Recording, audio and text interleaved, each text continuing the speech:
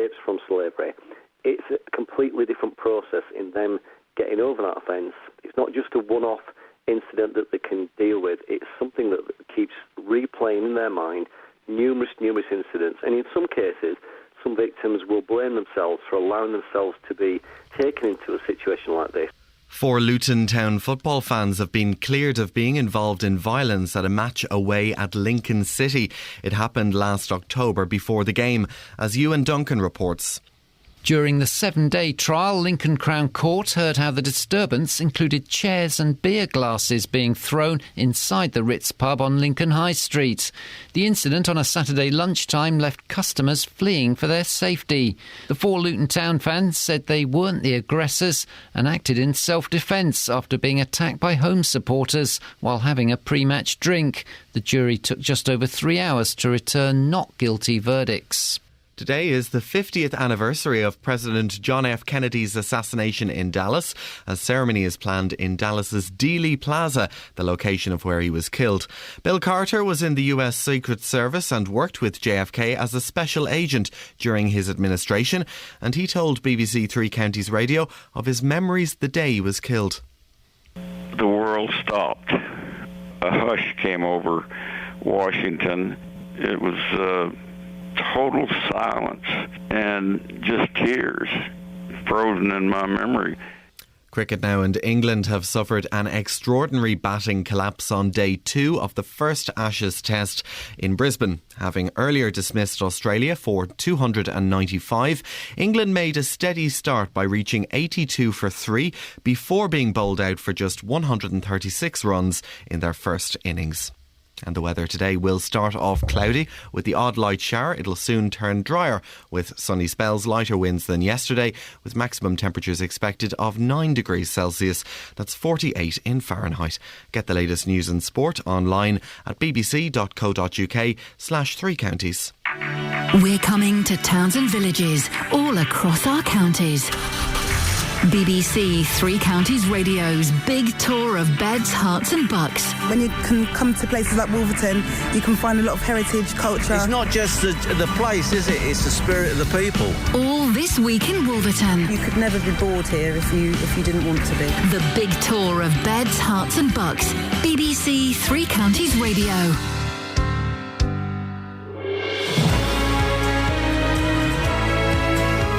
Morning! Iain Lee, BBC Three Counties Radio. Lots coming up on the show this morning. It's Friday, it's the 22nd of November. Let's kick this thing right up its backside, shall we? Wah! So we found out how much Luton Council got paid for Splash. They didn't want to tell us, but they had to tell us in the end, and they did. We'll tell you how much it is in a little bit. Today is the 50th anniversary of the assassination of JFK.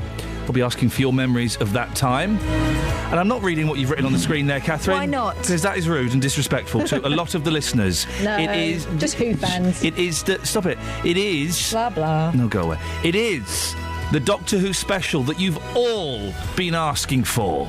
It's happening, and it's happening today. Across beds, hearts and bucks. This is BBC Three Counties Radio. Do you know what? Because it's a Doctor Who special. I won't replace that Michael Jackson song, Kelly, but I'm going to replace that Michael Jackson song with a song by The Who. Sorry about that. Kelly Betts is very upset. You had a very... listen, I know other people's dreams are very, very dull, OK? So bear with us for literally no more than 20 seconds. But you had one of those dreams that affected you at a deep spiritual level, didn't you? I dreamt I was dead, and I was telling people that I know who have died when they were going to die. But they died already? They were already dead. So there was nothing skillful? I told one lady that I knew that she was going to die the same day as me, which was Saturday tomorrow, and I can't... OK, and so because of that, we have to play a really boring Jackson song? No, I've changed it to make me feel better. So hang on, a good Michacal Jackson song to make me feel happy that I'm alive Tell today. us why you chose a Michael Jackson song. Because I wanted a Michael Jackson song played at my funeral. Can you believe this? She wants to hear it now. This is your BBC, dear listener, and you are paying for her therapy. Basically, that's what's going on. Cheering up. I really feel affected. Listen, this show is going to cheer you up, Kels.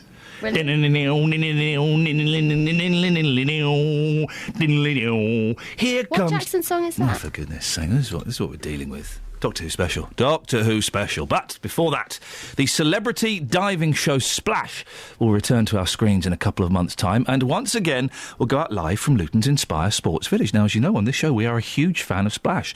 One of the... let's be realistic. It's one of the top 3 TV programmes of all time. But while the Borough Council were very vocal about the success of the last series, both for Luton and for sport, they were more than a little quiet about how much money it had made them.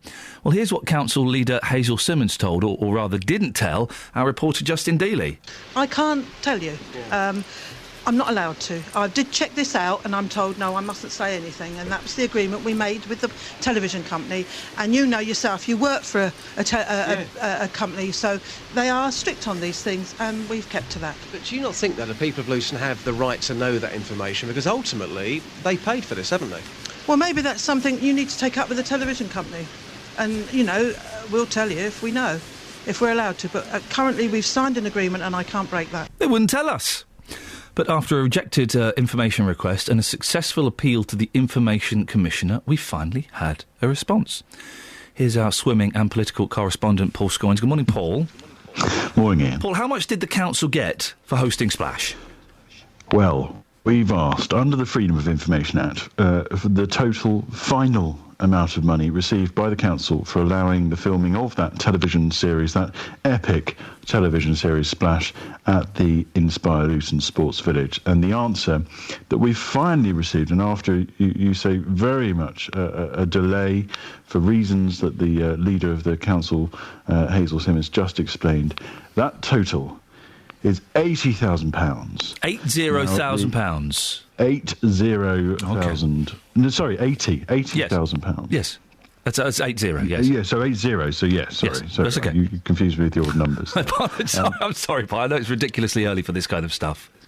The Information Commissioner caseworker said that he found in our favour, because there was a public interest to people knowing how much the council received because of the disruption to the public that the filming had caused. And that's why we argued that in the Freedom of Information appeal.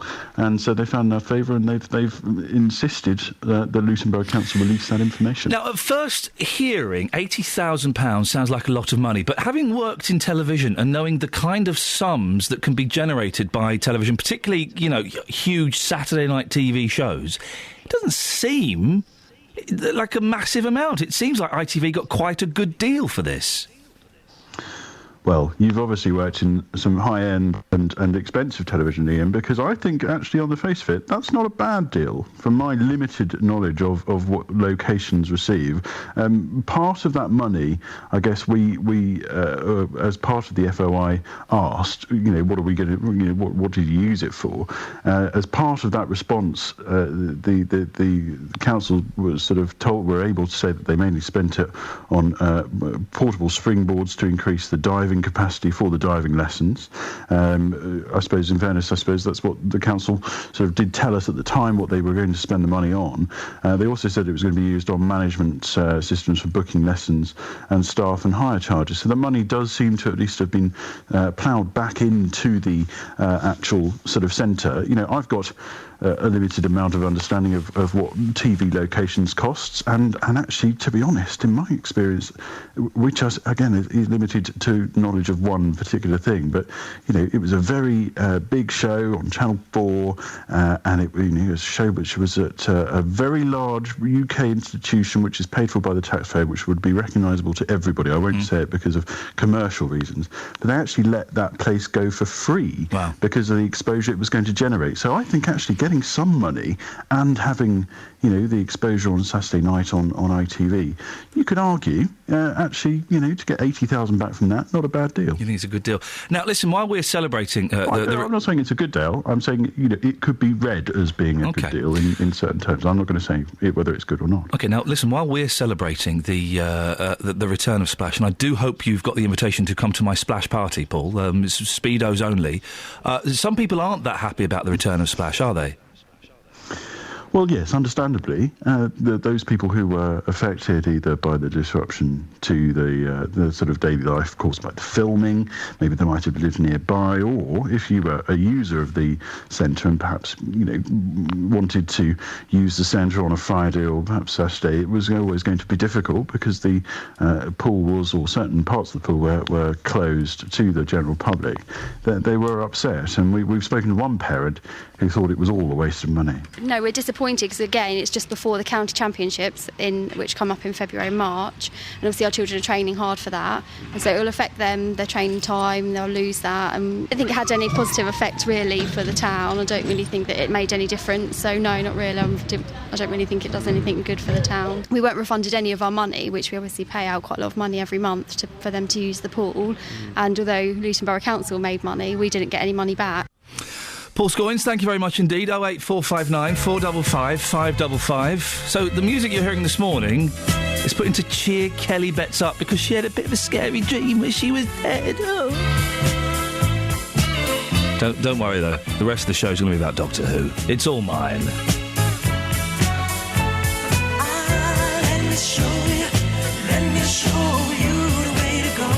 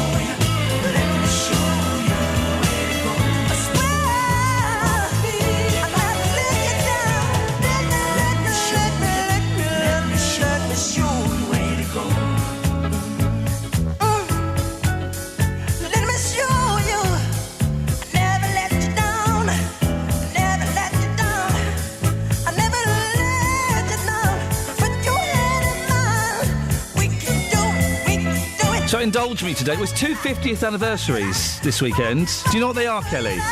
There are 2 50th anniversaries being celebrated, the wrong word, commemorated, the right word. Do you know what they are?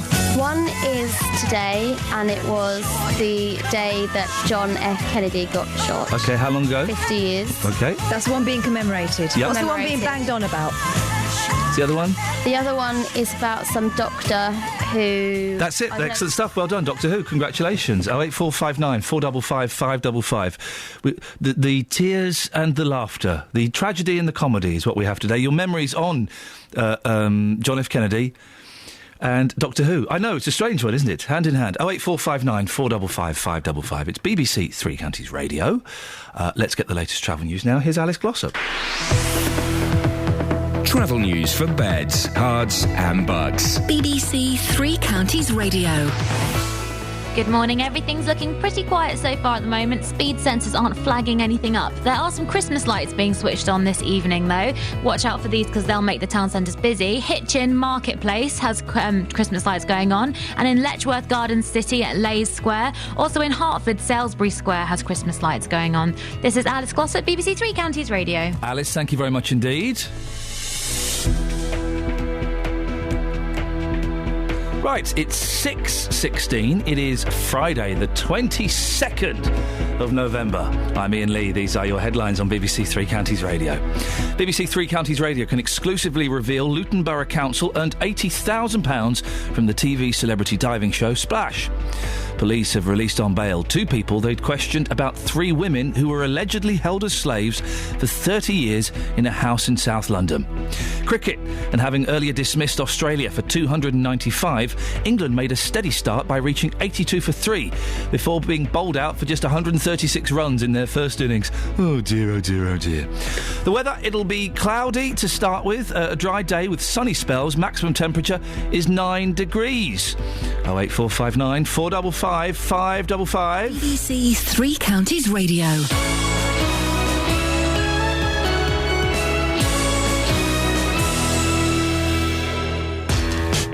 On Monday night, we have an hour with a very interesting guest on Three Counties Sports. I'm Graham Wesley, manager of Stevenage. The guys at Three Counties have asked me to come in on Monday, take your questions and talk football with you, which I'm looking forward to. Send in your questions for Graham via the Three Counties Facebook page, facebook.com/BBC3CR. Send them in, support the evening, let's have a good football chat. Graham Wesley on Three Counties Sports, Monday night from 6, here on BBC Three Counties Radio.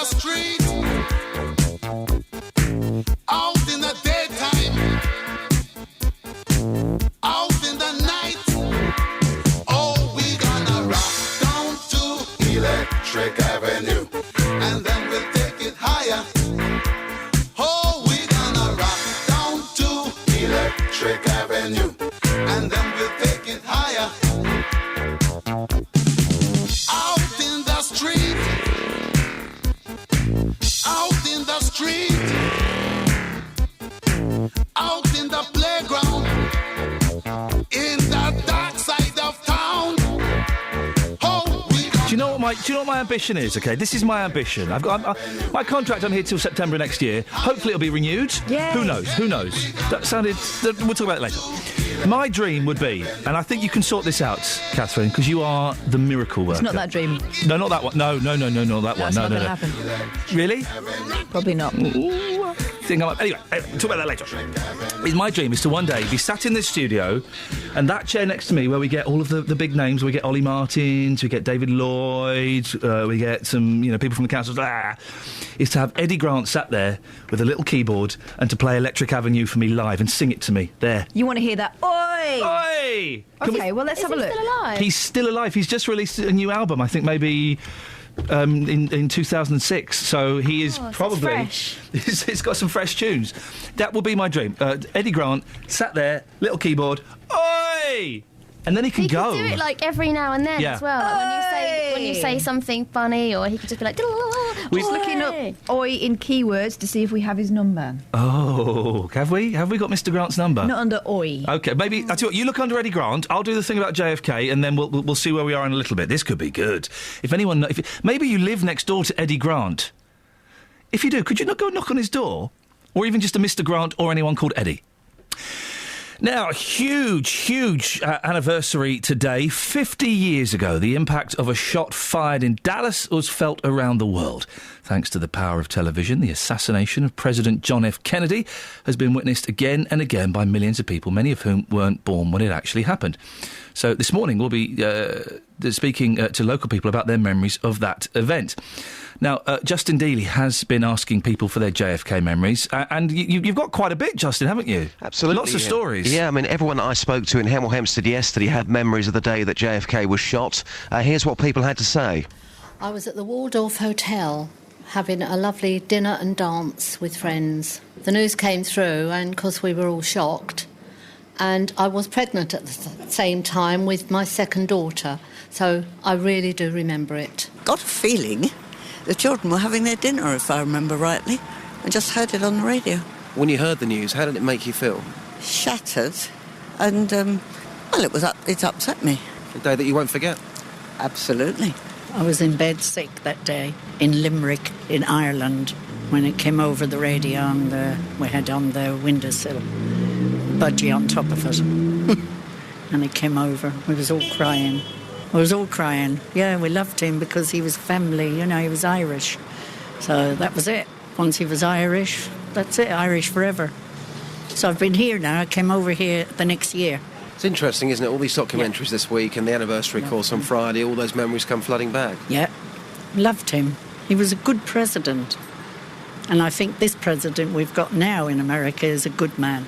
I was in the kitchen, and when I heard it over the radio, I ran round to my neighbour and told her because she didn't have her radio on, and we were all just very shocked. Well, if you want to share your memories this morning, 08459 455 555. I think it's hard for people who weren't alive then, myself included, to realise just what a huge impact it had. We can speak now to Donna Hepburn, who's the president of the American Club of Hertfordshire, and also Sharon Hickey, whose daughter is president of the Chiltern American Women's Club. What's a lot of presidents? Good morning, Donna. Good morning, Sharon. Good morning. Good morning. Donna, we'll start with you, if you don't mind. Can you recall the day it happened? What was going on in your life when you heard?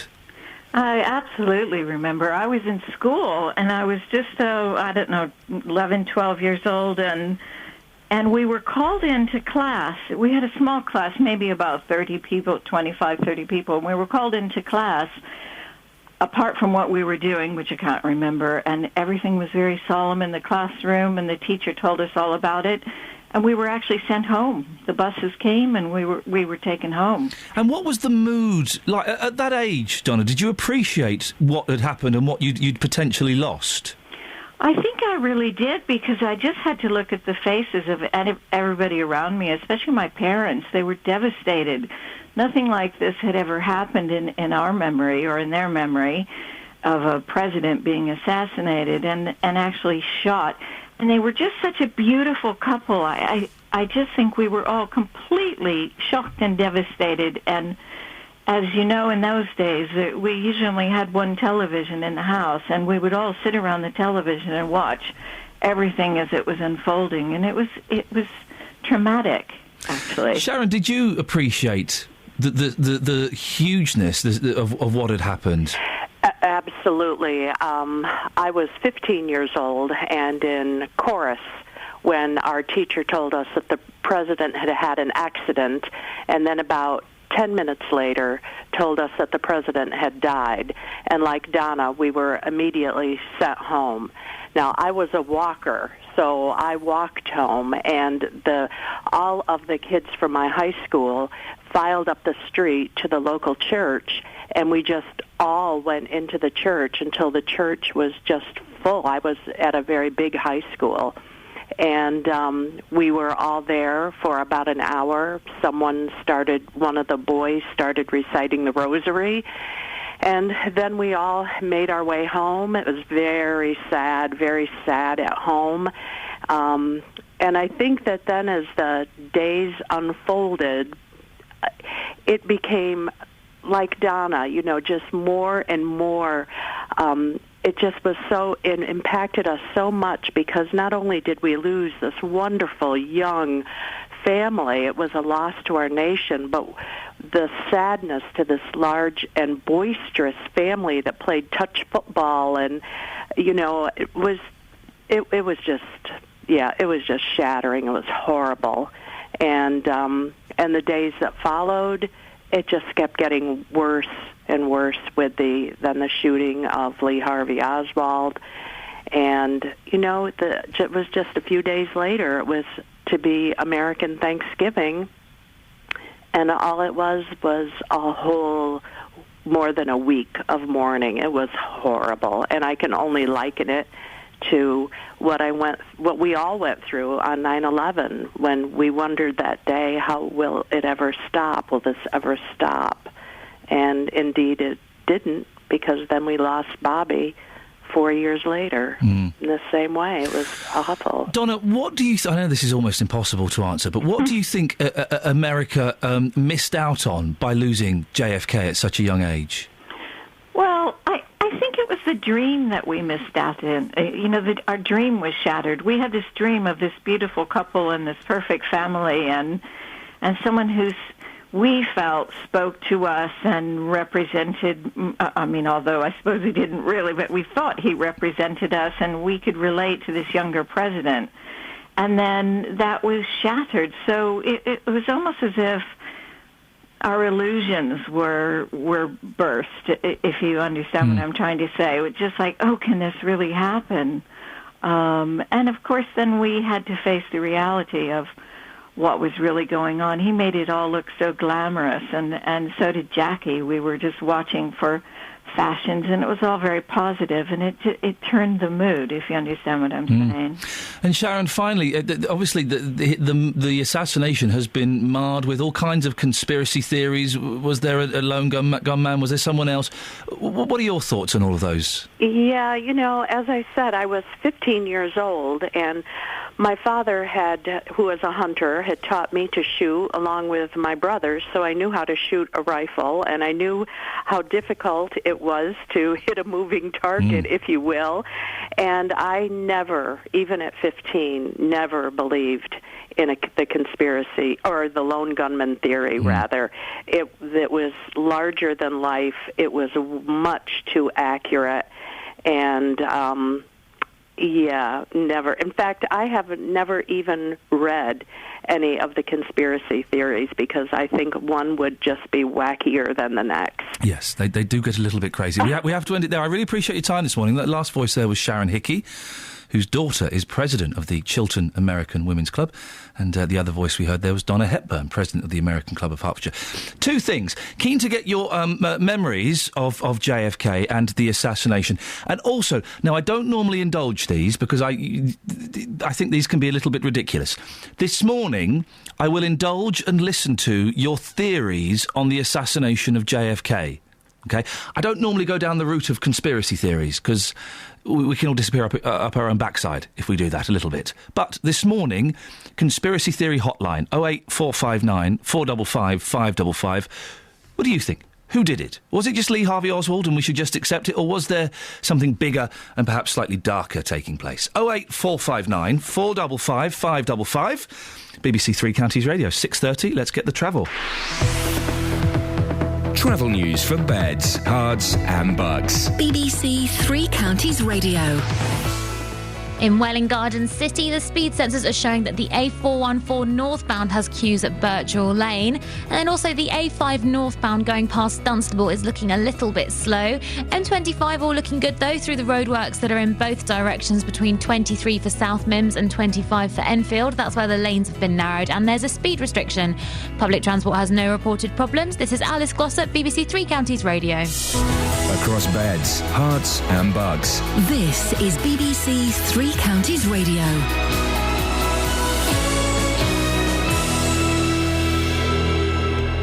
It's 6:30. I'm Barry Caffrey. The headlines. It's been revealed that Luton Borough Council earned £80,000 from the television series Splash. The figure was disclosed in a Freedom of Information request by BBC Three Counties Radio. Police have released on bail 2 people they had questioned about 3 women who were allegedly being held as slaves for 30 years in a house in South London. The women were found in a property in Lambeth after one of them rang a helpline run by the Freedom charity. Today is the 50th anniversary of President John F. Kennedy's assassination in Dallas. A ceremony is planned in Dallas's Dealey Plaza, the location of where he was killed. Bill Carter was in the US Secret Service and worked with JFK as a special agent during his administration. And the weather today will start off cloudy with the odd light shower, but it will soon turn drier this morning with sunny spells later. Lighter winds than yesterday with maximum temperatures expected of 9 degrees Celsius. That's 48 in Fahrenheit. Three Counties Sports. BBC Three Counties Radio. Well, England have suffered a batting collapse on day 2 of their first Ashes test in Brisbane. Having earlier dismissed Australia for 295, England made a steady start by reaching 82 for 3 before being bowled out for just 136 runs in their first innings. Stuart Broad was England's last wicket to fall. Siddle looking to finish it off. Bowls to Broad. Short. Pulled away. It's in the air. It's going out towards deep mid-wicket. He could well be caught. He is. It's all over. Siddle gets his first wicket. Broad holds out for 32. And England have been bowled out here on this second day for 136. Well, Stevenage manager Graham Westley says it's been a difficult week as he prepares for Saturday's League One trip to Peterborough. The Borough have injury problems and Westley is hoping the situation improves in the next few days. Not a lot of selection problems, but just a question of trying to get enough fit bodies together to put a show on the road. So a difficult week we've had, a lot of bodies in the treatment room, and we're hoping that 1 or 2 will piece themselves together before the weekend. The Heineken Cup will go ahead next season despite a planned breakaway tournament, say the Scottish, Welsh, Irish, French and Italian rugby unions. The English union were not invited to yesterday's talks in Dublin. Premiership Rugby, which represents England's top clubs, said planning for the proposed Rugby Champions Cup will continue. First and second practice ahead of the Brazil Formula 1 Grand Prix takes place today. It's the final race of the season with Sebastian Vettel already crowned world champion. For Vettel's Red Bull teammate Mark Webber, it's his final race in the sport before leaving to take part in endurance training, racing for Porsche. BBC Three Counties Radio News and Sport. I'll be back with a full bulletin at 7. Across beds, hearts and bucks. This is Iain Lee. BBC Three Counties Radio. Morning. Catherine Boyle is joining me to look at the papers. We'll have a Dean Martin song, then we'll have a look at the papers. Perry Como's a free CD that they're giving away. That's the Daily Mail. I've never seen Perry Como before. He just looks like... a bloke. Looks like a bloke, doesn't he? It's a very odd look. What did Perry Como sing? I have no idea. I know the song he sang. He sang "Catch a Falling Star and Put It in Your Pocket." Did he also do "Sweet, Sweet, the Memories You Gave"? No, that was this fella. That was Dean Martin. Oh. He did that. We'll do the papers after this. 08459 455 555.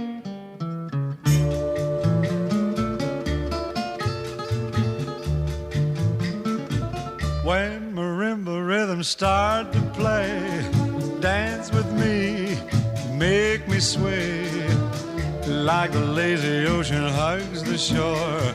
Hold me close, sway me more, like a flower bending in the breeze. Bend with me, sway with ease. When we dance, you have a way with me. Stay with me, sway with me. Other dancers may be on the floor, dear, but my eyes will see only you. Only you have the magic technique. When we sway, I grow weak. I can hear the sound of violins long before it begins. Make me thrill as only you know how. Sway me smooth, sway me now.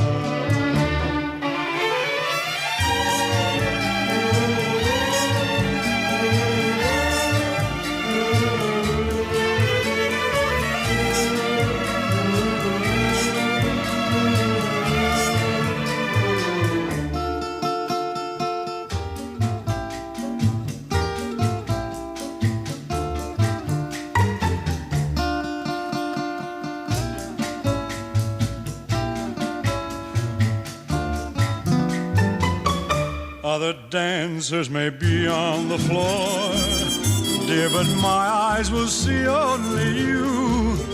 Only you have the magic technique. When we sway, I grow weak. I can hear the sound of violins long before it begins. Make me thrill as only you know how. Sway me smooth, sway me now. Sway me now. You know how. Sway me smooth, sway me now. Yeah, that happened. That just happened. Just hit me in the gut with a comet. I tossed you one of the local newspapers.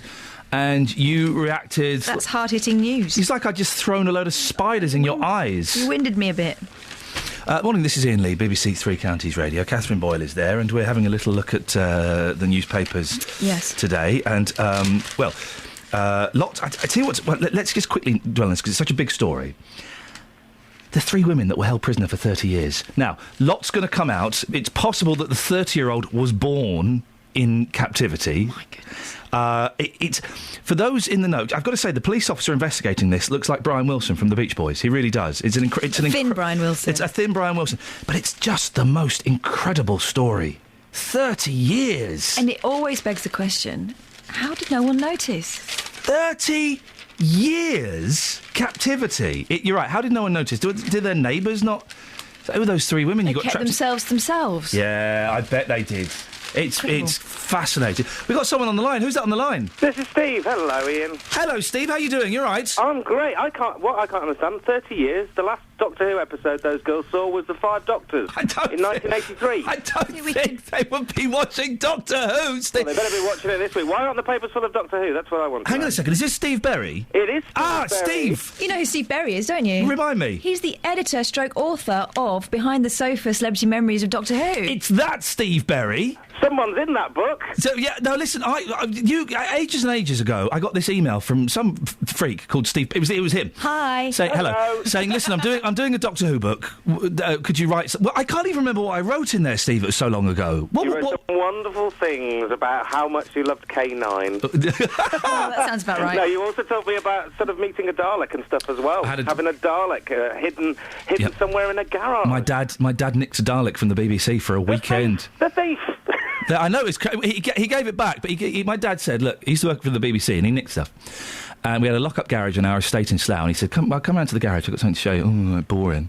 We went around there, he opened it, and my sister and I was probably 5. I've got a great picture, I'll dig out the picture of it and show you. I was 5, my sister was 8, and we were terrified. He opened the garage, there was a Dalek in there. And then we spent the whole day just sat in a Dalek being pushed around by my dad. Oh, my goodness. I must dig out that picture. So, Steve, tell us quickly about this book. Well, it's all the royalties are in aid of Alzheimer's Research UK. It is a collection of celebrity memories of Doctor Who. It's got people like Jonathan Ross, Chris Tarrant, Joe Wiley, all the big names in radio. Yes, Ian Lee, Sophia Miles, Richard Madeley. I'm just name dropping basically. You're name dropping, and it's just them talking about what actors, writers, comedians, TV presenters, politicians, all the people who watch Doctor Who. Just talking about what Doctor Who meant to them. Yeah, absolutely. Everyone's got their own individual memory of it. I mean, it's not sort of generic stuff. Some people, have some really very, very specific memories, and it's lovely. I mean, as I say, it's taken me 4 years to put together. Yeah, lazy Steve. Naughty. But it's Steve, just in time for the 50th. The 50th is coming out tomorrow. I am very excited, even though I didn't really like Matt Smith. We are having a Doctor Who special. Sell it to my grumpy producer, Catherine. She hates it. You don't like Doctor Who, do you, Catherine? Surely you can't...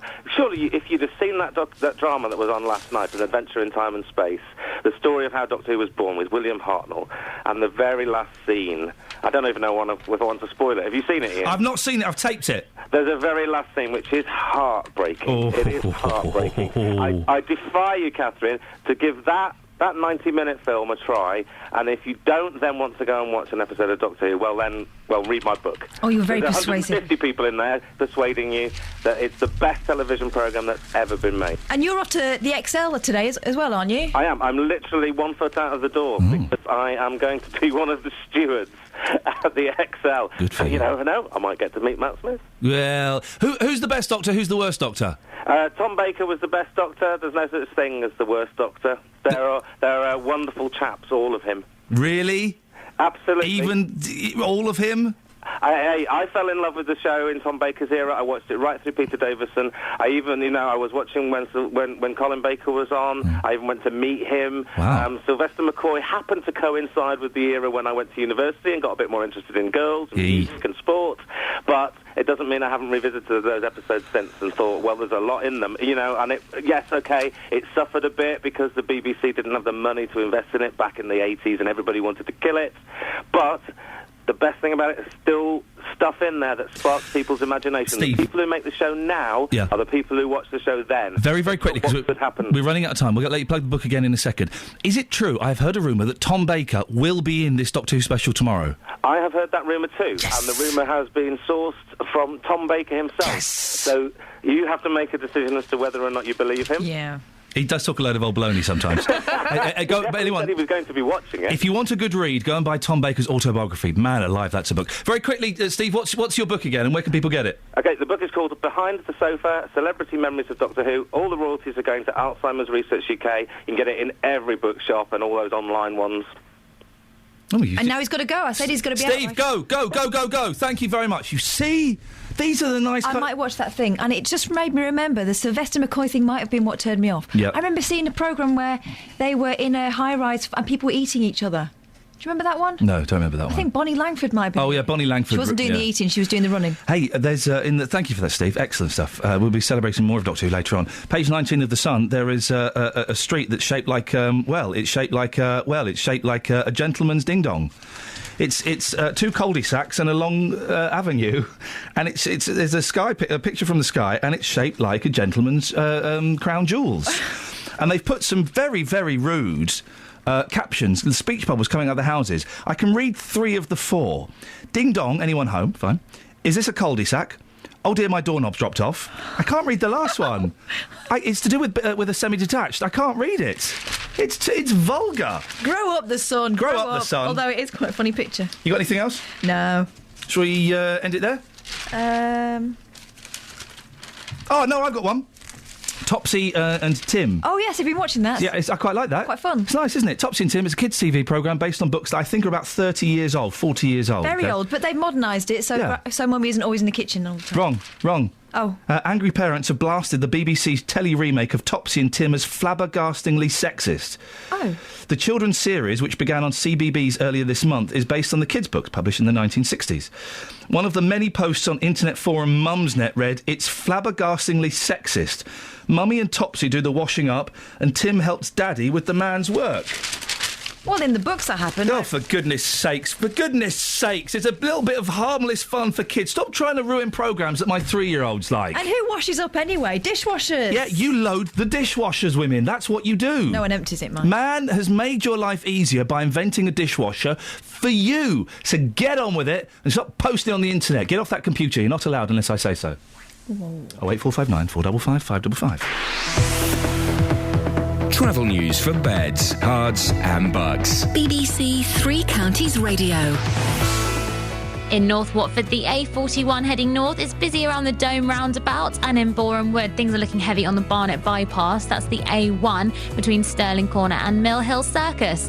In Welwyn Garden City on the A414, that's Hertford Road. There are roadworks there near Bush Hall Lane. Public transport has no reported problems. This is Alice Gossett, BBC Three Counties Radio. Alice, thanks very much. Right, 6:46. It's Friday, the 22nd of November. I'm Iain Lee. These are your headlines on BBC Three Counties Radio.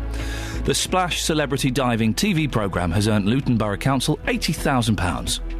2 people have been released on bail, having been questioned about 3 women who were allegedly held as slaves for 30 years in a house in London.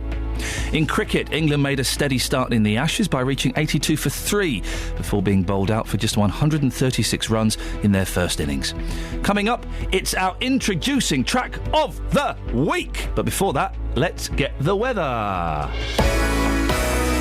Beds, Herts and Bucks weather. BBC Three Counties Radio. Hi, Ian. So we're having trouble connecting to weather. So maybe if you put your mouth near the microphone, then we... Yeah, but I haven't found the weather yet. Okay. Hold on. Weather. It's not snowed yet, has it? You can't do a weather bulletin saying, it's not snowed yet, has it? Oh, it's not snowed yet, has it? Ah, kid. It was quite cold this morning when I got in, if that helps. Oh, it's quite cold this morning when I got in. Oh, it's not snowed yet, ah, kid, has it? You can't do that, ladies. Wait. You're really letting the BBC down. Wait. Belt up, sunshine, or I'll be here. You got it yet, Kelly? No, wait a second. OK, no problem. Let's just pick there. Oh no, don't look at that. That's a graph. She's got a graph. Here we go. Here we go. Here comes the weather. Shout today. Roberto Perrone. I can bring you now some good news for women. What do you look like in a pair of Speedos or swim trunks? A pumpkin had been stolen from outside a hairdresser's salon. We've had lots of support since your programme, lots of phone calls telling us not to worry and everyone's looking out for them. What could I do to bring a smile to Dame Kelly Holmes' face? Do you know what that sound is? I do. They're alpacas. I've got 6 alpacas. They're lovely. Everyone takes the mickey. Roberto Perrone. Weekdays from 3 on BBC Three Counties Radio. I do. Morning, this is Iain Lee, BBC Three Counties Radio. Now, BBC Introducing is a show on this radio station that showcases upcoming musicians from Beds, Herts and Bucks every Saturday evening from 8 o'clock. And if you know someone making music, tell them to upload it on the computer thing. Go to bbc.co.uk/introducing. They could become our introducing track of the week and get played on this radio station on this show. Just like Alex Bay, he's a singer-songwriter from Hitchin, and this is his track, Nobody Like You.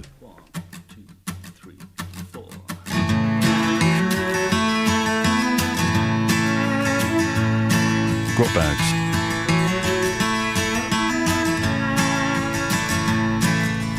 Here I stand in front of you, trying not to break the news. I don't want to leave. How am I going to leave you when I don't want to go?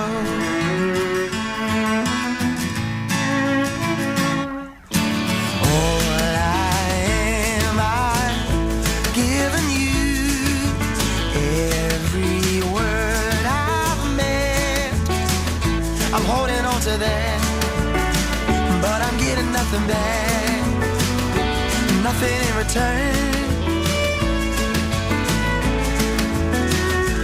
If I ever fall asleep, who's gonna wake me up when it's time to go?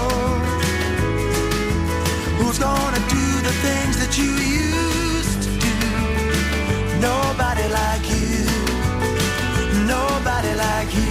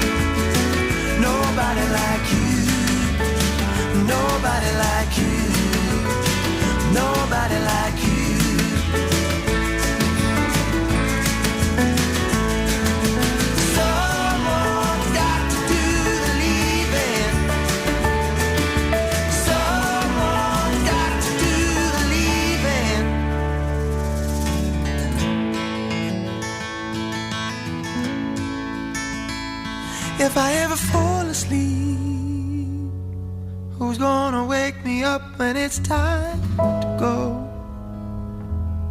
Who's gonna do the things that you used to do? Nobody like you. Nobody like you.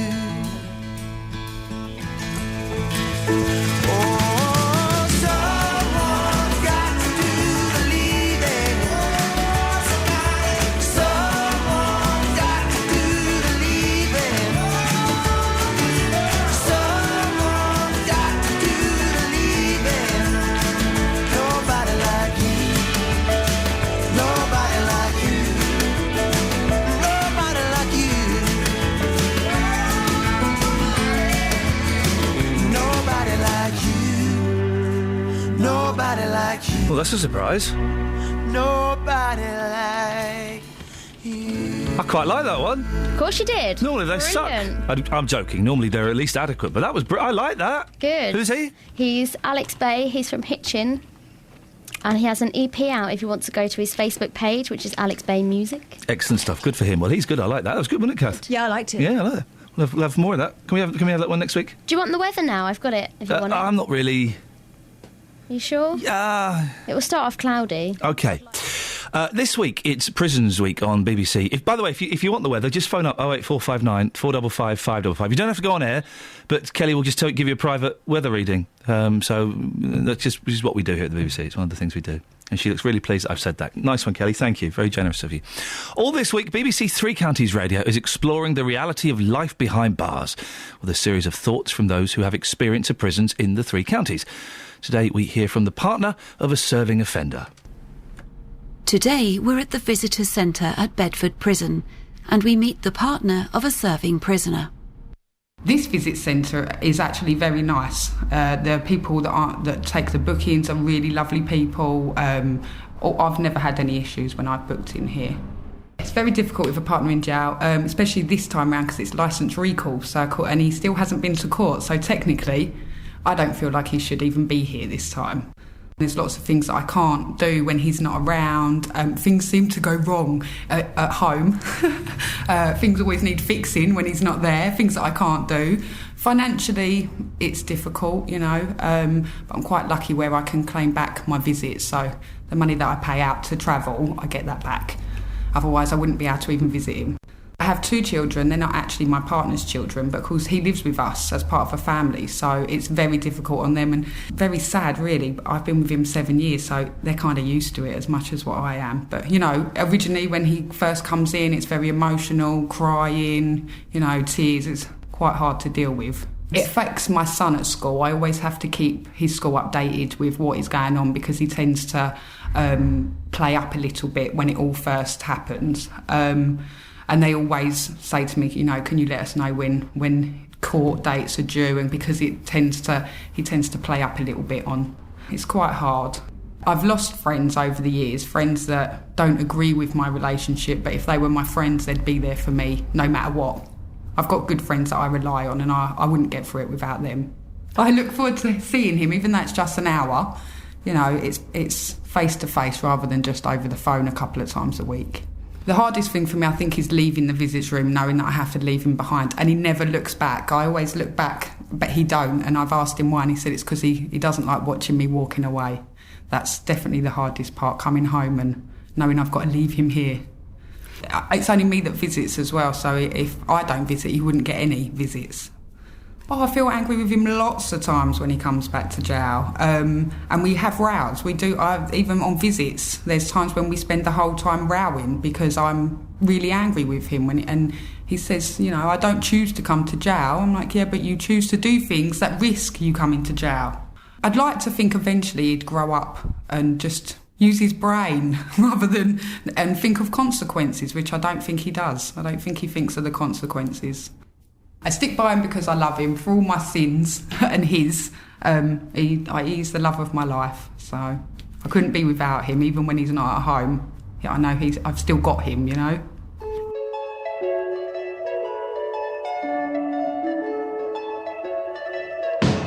Wouldn't it be nice if we were older? Then we wouldn't have to wait so long.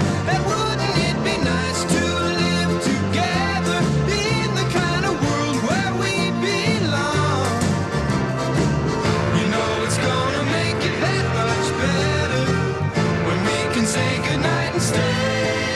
together. Wouldn't it be nice if we could wake up in the morning when the day is new, and after having spent the day together, hold each other close for one night through. What happy times together we've been spending. I wish that every kiss was never ending. Wouldn't it be nice?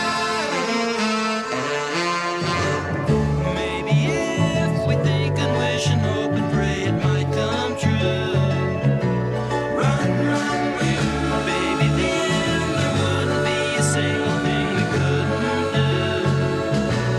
Or we could be married, or we could be married, and then we'd be happy, and then we'd be happy. Oh, wouldn't it be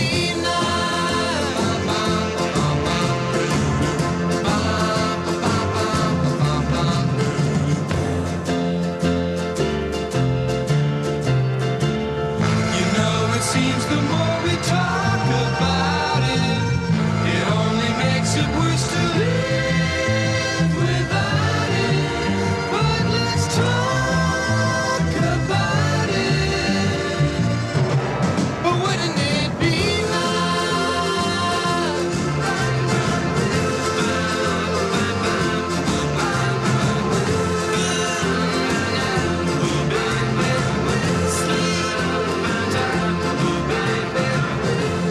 Doesn't really get much better than that, does it? Fantastic. Morning, this is Iain Lee, BBC Three Counties Radio, 08459 455 555.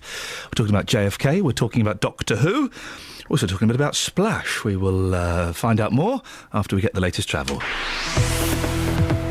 Travel news for beds, cards and bugs. BBC Three Counties Radio. Speed sensors are showing that Harpenden looks very busy on Luton Road in both directions, just where the turning for the Station Road is. And in Bricket Wood, North Orbital is now heavy at the M25 junction 21A roundabout.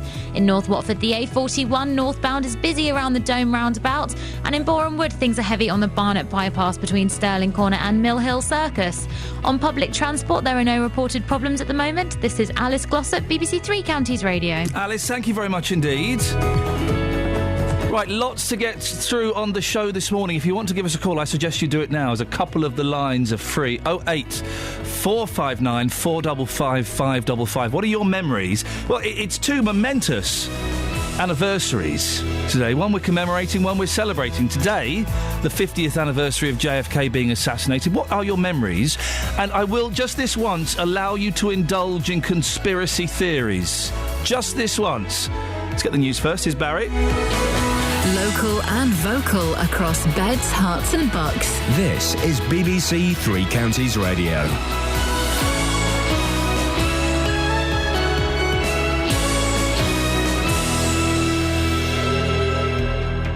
It's 7 o'clock, I'm Barry Caffrey. The headlines: amount of money Luton Borough Council earned from Splash series revealed, couple questioned about holding 3 women as slaves released on bail, and ceremony to remember JFK 50 years on. BBC Three Counties Radio.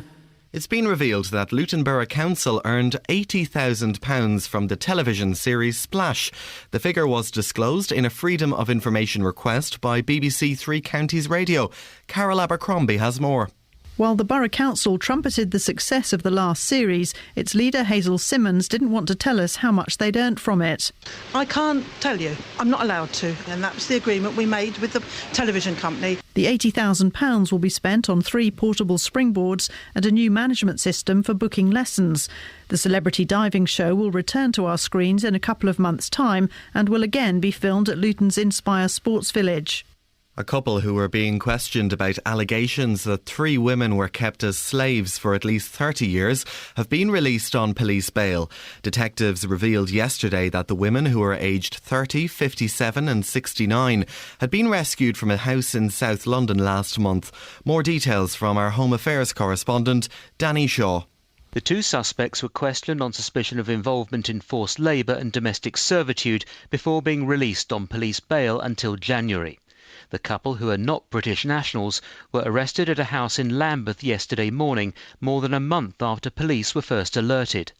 Scotland Yard said it had taken a week before the women could be rescued, and then further investigations had to be carried out before the arrest could be made. The BBC understands that the former chairman of Co-op Bank, Paul Flowers, has been arrested in the Merseyside area. In a statement, West Yorkshire Police said officers had detained a 63-year-old man in connection with an ongoing investigation into the supply of drugs. 4 Luton Town football fans have been cleared of being involved in violence at a match away to Lincoln City. It happened last October before the game, as Ewan Duncan reports. During the 7-day trial, Lincoln Crown Court heard how the disturbance included chairs and beer glasses being thrown inside the Ritz pub on Lincoln High Street. The incident on a Saturday lunchtime left customers fleeing for their safety. The 4 Luton Town fans said they weren't the aggressors and acted in self-defence after being attacked by home supporters while having a pre-match drink. The jury took just over 3 hours to return not guilty verdicts. And today is the 50th anniversary of President John F. Kennedy's assassination in Dallas. A ceremony is planned in Dallas's Dealey Plaza, the location of where he was killed. Sharon Hickey is involved with the Chiltern American Women's Club. It just was it impacted us so much because not only did we lose this wonderful young family, it was a loss to our nation, but the sadness to this large and boisterous family that played touch football, and it was just shattering. It was horrible. On day 2 of the first Ashes test in Brisbane, England were bowled out of a first innings total of just 136 runs in reply to Australia's 295. The hosts are batting in their second innings now and a short time ago had reached 41 runs without losing a wicket. And the weather today will start off cloudy with the odd light shower. It'll soon turn drier with sunny spells. Maximum temperatures of 9 degrees Celsius. That's 48 in Fahrenheit. Get the latest news and sport online at bbc.co.uk/3 counties. BBC Three Counties Radio's big tour of beds, hearts and bucks. All this week in Wolverton. The best part of Wolverton is like the museum. My favourite part of Wolverton is the community spirit. There's always somebody that you know everywhere you go. The nice thing about Wolverton, it seems established. People tend to know their neighbours but not be over the top with it. The big tour of beds, hearts and bucks. All this week in Wolverton. BBC Three Counties Radio.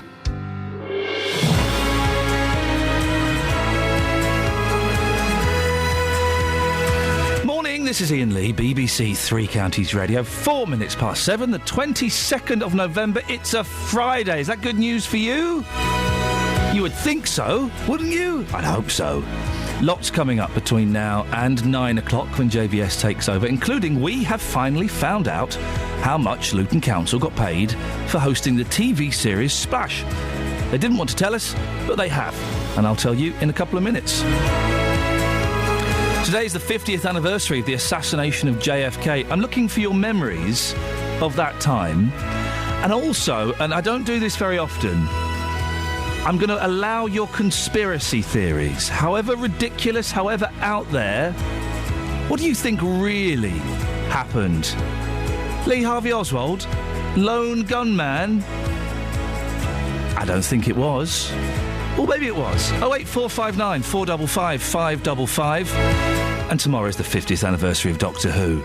We are going to be celebrating Doctor Who all through the show, and you're more than welcome to take part. 08459 455 555. Facebook.com/BBC3CR, or if you wanted to, you could send me a text. 81333. Start your text 3CR, and we might read it out on air. Across beds, hearts and bucks. This is BBC Three Counties Radio. Now, the excellent TV series Splash will return to our screens in a couple of months' time, and I am very, very excited, despite the fact they never returned my email saying I wouldn't mind going on there. It's going to be filmed at Luton's Inspire Sports Village. The council didn't want to give us details of the deal they'd made from the production company. They kind of expected us to take their word for it when they said the town had done quite well out of it. So we put in a Freedom of Information request. They rejected it. We appealed. We waited and we waited and we waited, and we were finally given an answer. And Luton Borough Council made from the series of Splash £80,000. £80,000. Is that a good deal? I wasn't so sure. Paul Scoins, a political reporter, thought it was quite a good deal. I don't know, let's be honest. But my next guest might. She's Hannah Breslin, and she's a senior account manager at the location agency Unit Base. Good morning, Hannah. Good morning. So you look for locations for TV programmes, do you? Yeah, that's correct. That must be a fun job, just going around and sort of having a nosy around buildings and people's houses and things. Yeah, it has benefits, absolutely. How do you determine how much a location is worth in terms of hiring it out for filming? Well, quoting for locations is quite ad hoc because you have to take into account their requirements and, of course, their budgets as well. So, for example, a comedy or a drama would have a very different type of budget to a commercial. And this is a big Saturday night entertainment show on ITV. So they have the big bucks to splash around, and it's an Olympic-style leisure facility, 6 consecutive weekends, 80 grand. Does that sound about right? Well, it doesn't sound completely unreasonable. Without having a breakdown of like their requirements and the times that they were on site and the needs of setup and things like that, it would be difficult to determine exactly how much revenue was required. But, I mean, if you take, for example, £13,000 per week, where most studio facilities would charge between 10 and 15, it's quite a good amount for the community. So the council have done quite well out of this. Then it would appear it's a pretty reasonable amount. Yes, absolutely. And it doesn't. If I were, I know that some people make a few quid out of renting their houses out, don't they, for TV? I imagine if I were to rent out my living room for a weekend, I wouldn't get anywhere near that, would I? Probably not. No. That's a shame. That's a shame. Hannah, I appreciate your time this morning. Thank you very much indeed. That's Hannah Breslin, senior account manager at the location agency Unit Base. We can speak now to Conservative Luton Borough Councillor Mike Garrett. Mike, morning. Good morning. So £80,000. It sounds like a good deal. Well, I think it was a good deal. For the plus of it, yes, it certainly was very accepted by the public. They liked it, they enjoyed it, and it did promote Luton, which is what I've been trying to do for years. And at last, the Labour Council decided that this was a good deal, and yes, it was. But there are questions that need to be answered. You're saying that you had great difficulty in finding out. I had great difficulty finding out. It spent me nearly 2 hours yesterday afternoon trying to find out. No, it's taken us months to find out. Yeah, well, I got it in the end. But it's where the money's gone and what it's being done with that worries me. OK, so what do we know is happening to the money? Well, all I know is, and I don't know a lot, I must admit, it's going to take a long time for me to get all to be able to cross the T's and dot the I's. But what I have found out is that the majority of the £80,000 came to Luton Borough Council. Yep. Most of it then went to Inspire. That's the swimming pool. Right. And they had to use the money for insurance purposes, which is understandable. They also used it for spending on equipment like portable diving boards and things like this. But we're living in a time of hardship, so Luton Borough Council keep telling us. They haven't got money to keep the libraries open. They can't keep the streets clean anymore because they've got rid of a lot of road sweepers, blaming the government for all this, and yet they've got £80,000, which I would have thought would have been better used to ease the burden on frontline services at Luton Borough Council. So what exactly would you like to have seen this £80,000 paying for? Because in the great scheme of things, yeah, it's bought a few springboards, some insurance, and it's changed the booking system, I think, for the pool. In the great scheme of things, £80,000 isn't a huge amount, is it? No, it's not a huge amount, but it's certainly, we have to look at it. The council obviously looked at it from several different ways, not just the financial rewards that was coming, but the promotion of Luton. Because Luton, over the last few years, as I think everybody knows, has not had a very good reputation. And I think that anything which he achieves that, improves that reputation, can only be a good thing. But what I fail to understand is when you people contacted me last night, and the email I got from Luton Borough Council, which was obviously a copy of what they sent back to you, was that there was nobody available from Luton Borough Council to answer your questions. Yes, that is correct. And I can't understand why the portfolio holder for leisure wouldn't come on the radio.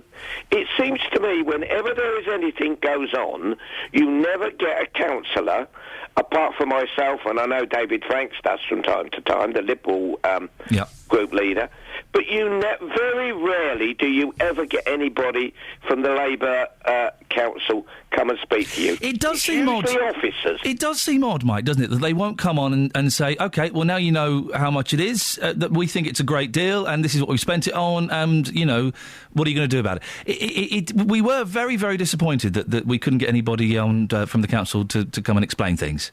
I mean, it's a bad show, isn't it, when you have to get the leader of the minority group on Luton Borough Council to come and give their view when the council is promoting it, doing everything it can, and yet they refuse. They say there's never anybody available. There never is. I will always make myself available to the media because I think it don't only promote councillors doing something and looking into what's going on in the town, but the controlling party ought to take the lead on this, and they never do. Are you a fan of Splash, Mike?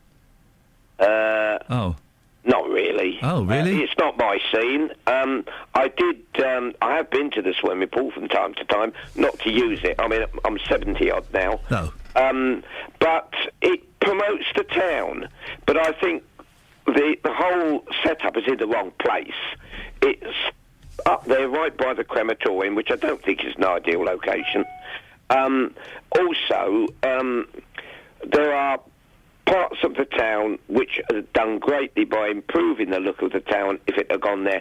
Power Court, I would have thought that would have made an ideal location. Oh, Power Court, is, as we know, is an ongoing blight on the landscape. We're going to end it there, Mike. Thank you very much indeed. Conservative Luton Borough Councillor Mike Garrett speaking there. 08459 455 555 if you want to have your say. Joined now by Hayley Sage, who competed at the Beijing 2008 Olympic Games. She now coaches diving at the Beaumont Diving Centre in Welwyn Garden City, Hertfordshire. Morning, Hayley. Morning. 80 grand for 6 weeks. Good deal, do you think? A big bill, yeah, I think so. But I believe the money's all going back into the sport, isn't it? So from my point of view, that's a good thing. And that's the thing. I think they're putting it into new booking systems. Mike there was saying it's insurance and also portable diving boards. How expensive is a portable diving board? Oh, to be honest with you, I've got no idea, but I can imagine it's quite expensive. But that's the problem with diving, is that it is expensive, but it's such a great kind of individual sport. Now listen, you are like a proper diver in it. Did you enjoy Splash? Do you think it was good entertainment, and did the sport well? Yeah, I thought it was great entertainment for sort of family show watching at home, for all sort of children to sit down as well, and everyone can be included in the family to watch it. It's good fun, really, in the day, and it was promoting diving and getting the sport out there a bit more, because it is such a great sport, but it's still not very well known. So I thought it really did that. Yeah. Did it upset you when you saw people like Omi Jalili just jumping off and belly flopping and things like that? You must be sitting there going, "Oh, for goodness sakes, he's not even trying." Yeah, I think I would have put a little twist in there myself, used my arm and made a somersault around a bit more. But no, I'm sure she did her best. Hayley, did it make you think you wanted to come to Luton and do some diving? Yeah, why not? I mean, I do a bit of coaching there as well. When they sort of call me in, and I do a bit of cover work as well. And I'm setting up a disability diving session as well early in the year. So I'm going to be there a little bit more, really. Brilliant. So, Hayley, listen, thank you very much indeed for your time. Hayley Sage competed at the Beijing 2008 Olympic Games. This is BBC Three Counties Radio. Let's get to the travel news now. Here's Alice. Travel news for beds, cards and bugs. BBC Three Counties Radio. M1 southbound looking slow now between junction 11 for Dunstable Road and 10 for Luton Airport. The M25 anti-clockwise, we've got some queues around junction 23 for South Mims on the speed sensors. Possibly an accident or a breakdown at the start of the roadworks. We haven't got anything confirmed at the moment yet, though. Anti-clockwise on the M25, things are slow between junction 17 for Maple Cross and 16 for the M40. In Bricket Wood, the North Orbital is heavy at the M25 junction 21A roundabout. Public transport has no reported problems. This is Alice Glossop, BBC Three Counties Radio. Oh, thank you, Alice. Can people stop doing naked calendars?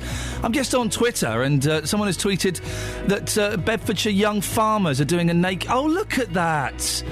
You would not be picking fruit and veg with no clothes on. That is disgusting. Can we just ban all naked calendars, please? Oh, dear. Right. Sorry, rant over. Hate them. We've got one up in the sort of little coffee area at BBC Three Counties Radio. I don't want to look at that. Disgusting. I hate nudity. Right, it's 7:17. It's Friday the 22nd of November. I'm Iain Lee. These are your headlines on BBC Three Counties Radio. BBC Three Counties Radio has learnt that Luton Borough Council earned £80,000 from the celebrity TV series Splash. A couple who are being questioned about allegations that 3 women were kept as slaves for at least 30 years have been released on police bail. On day 2 of the first Ashes test in Brisbane, England were bowled out for a first innings total of just 136 runs in reply to Australia's 295. The weather today will be a dry day with sunny spells. Maximum temperature is 9 degrees Celsius. Coming up, it's 50 years since the assassination of JFK, shot dead as crowds of supporters lined the streets to welcome him to Dallas. We're getting your memories on that and also your conspiracy theories. BBC Three Counties Radio.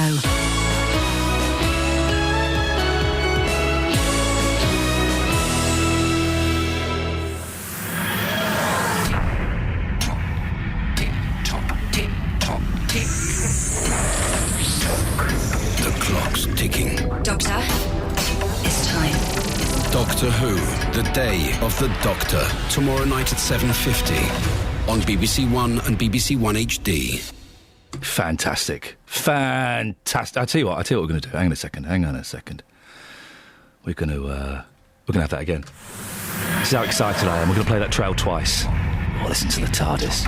Tick-tock, Doctor Who, here comes Doctor Who and the Daleks. It's time. Doctor Who, The Day of the Doctor. Tomorrow night at 7:50 on BBC One and BBC One HD. Excellent stuff indeed. You're excited, aren't you, Dennis? I am very much so, yeah. Do you want to sing the theme tune with me? No, thank you. Go on. No, it's terrible. My voice is horrible. I'll start. Especially this time of the morning. I'll start, you join in. No, thanks. Then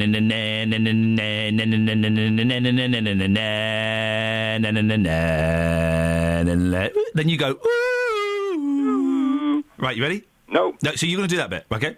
Go on.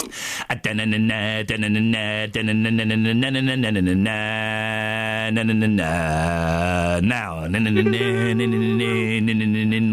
Keep going. Two idiots, first thing in the morning, making a noise. Here comes Doctor Who and the Daleks. Oh, those are the words. You didn't know there were words to it, did you? No, I didn't even know about Doctor Who, actually. Huh? I didn't know anything about Doctor Who. Oh, well, you know what spaceship he travels in? No. Yes, you do. No. Yes, you do. No. Yes, you do. What is it? You do know. Do I? Yes. What is it? Say it. Say what? You know it. I don't know it. Say it. It's never been one of my programmes. Say it. Hartnell, I think, was the first fellow I saw. See, I'm not bothered since then. you knew. So what spaceship did Hartnell travel in? God knows. You do. No. You do. No. Say it. Anyway, Say who shot Kennedy? Say TARDIS. TARDIS. There we go. Thank you very much indeed. You see? Are you going to be watching it tomorrow? No. Why? But because I was never very interested in the first place. You will. No. I tell you what, Dennis. Yeah. I tell you what we'll do. You watch it tomorrow, then you come on the show on Monday, and you can be the official BBC Three Counties television critic. Dear God. Yeah? Am I going to get paid for this? Hey? You speak to Nick Coffer about that. Okay? He'll sort you out. If you're any good, we can. I'm not. I think Nick's. You can take Nick's slot. Is what I'm saying. Is what I'm implying here. Doctor Who. I don't know. Yeah, you going to watch it tomorrow? If I can persuade my wife to let me. Oh, Dennis, you've got a conspiracy theory about JFK, have you? Go on. Right, well, first of all, he was a receding target, right? He was moving away from where the shot's supposed to have come from. Okay. He was shot with a very cheap Italian rifle, and I don't think it had sights. I don't think it had telescopic sights, the one they showed you. And if you listen to it, it goes bang, bang. Very quick shots, and it wasn't an automatic rifle. Could have been an Echo. No, 2 shots definitely fired. Yeah. And that meant he was a very expert marksman with a cheap rifle, and it had to be very rapidly reloaded and fired. And you don't think Oswald was capable of that? No, I don't think so. So who did it then, Dennis? I don't know. I know this thing about the grassy knoll and all the rest of it. It really depends on if you can find out where the bullet hit his head. Did he hit the back? Will he turn round? It just depends where he had his head at the time when the bullet was fired. Then they could say where it came from. But, I mean, there again, they got rid of Lee Harvey Oswald without taking him to court by getting somebody to shoot him. Jack Ruby, yes. Yeah, and he was dying of cancer, so it didn't matter to him. Yeah. You know, so the whole thing has to put up from start to finish. Really? I don't think that Oswald could have stood a cat in hell of hitting somebody that distance. Dennis, thank you very much indeed. It's out there. 08459 455 555. We normally don't indulge conspiracy theories because they are tosh. 2 planes went into the Twin Towers that were piloted by terrorists. That's it. That's all that happened. I said that's all that happened, but there was no... It wasn't the government. It wasn't George Bush. It wasn't any of that. Princess Diana crashed because she was being driven by a French drunk driver. It was going too fast and she wasn't wearing a seatbelt. JFK? I'm not sure. We'll take your conspiracy theories. 08459 455 555. It is 50 years since the assassination of JFK. Shot dead as crowds of supporters line the streets welcoming him to Dallas. I'm sure you've all seen the footage, the Sabruder footage that was being filmed by a gentleman at the time, and that's partly why the story, I think, has so much power over us, because of that shocking footage. John Mustoe is from Bedford. He was studying in America at the time and part of a generation of bright young men and women who saw... Well, would it be right to say, John, you saw JFK as a bit of a trailblazer and an inspiration for the youth? Oh, I think he was, yeah. He was young, he was good-looking, he gave a picture of dynamism and not the old fogies from around Washington. Yeah, he was a very attractive picture. They were an attractive couple, and I guess they were kind of like the first movie star, screen idol couple, weren't they? A political couple. Yeah, that's absolutely true. What was the feeling like in the States when he came into power and he was president in those early days? Well, of course, it was a very close-run election. So, we had Republicans, Democrats very finely balanced on that. He wasn't necessarily welcomed by everybody. There were people who thought they wanted to go with somebody with more experience than he had. And where were you when you heard the news? Well, I was working for the Ford Motor Company up in Detroit at the time, and I was just getting ready that Friday, just about lunchtime, when rumors started to come in that the president had been shot, to drive down to my wife's folks in Georgia, 1,000 miles away. Gosh. Because I'd done 1 year with Ford Motor Company, and that earned me 4 days holiday. Wow. Well done you, John. I mean, just throwing money at it. And then the Thanksgiving Friday was coming up.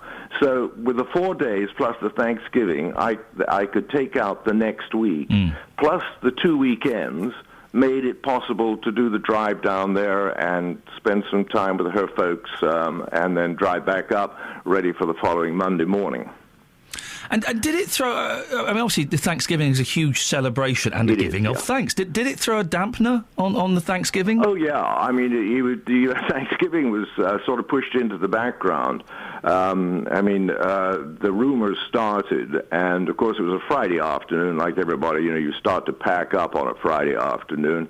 And then... it was announced the president was dead, which was at something like 2 p.m., Eastern Standard Time, because Dallas is on Central Time, so they're an hour later, as it were. So we were driving down all the way through, from Illinois and down to Indiana and on into Kansas and Tennessee, and it's a long drive down there. No car radio in those days, so we would stop every so often and pick up the latest edition of the papers, just to keep track of what was going on. It does seem incredible, doesn't it, in a world of 24-hour news, that you couldn't even hear stuff in the car. And I mean, the footage that we've all seen wasn't seen for quite a significant time until after the event, was it? Yeah, well, that's true, I suppose, yeah. I mean, it was private film that somebody just happened to be filming. It wasn't part of an official photographic team or anything like that, yeah. John, I mean, do you buy the Harvey Oswald, the lone gunman, or do you think there's more to it? Well, I reckon it's a 50-50. I think most likely Lee Harvey Oswald, nutcase, did it himself. But there is if you need a conspiracy, what you need is a motive. You need a killer who preferably is killed before, and you need a tool. Now, the only thing we know about Lee Harvey Oswald, which is the slightest interest before he shot the president, was that he went to Russia of his own free will. He spent 4 years in Russia. He came back with a Russian wife, which was a bit extraordinary, really, because the Russians were very reluctant to let foreigners come to Russia, marry Russian women, and take them out. It usually took months, if not years, of negotiations to get your wife back out again.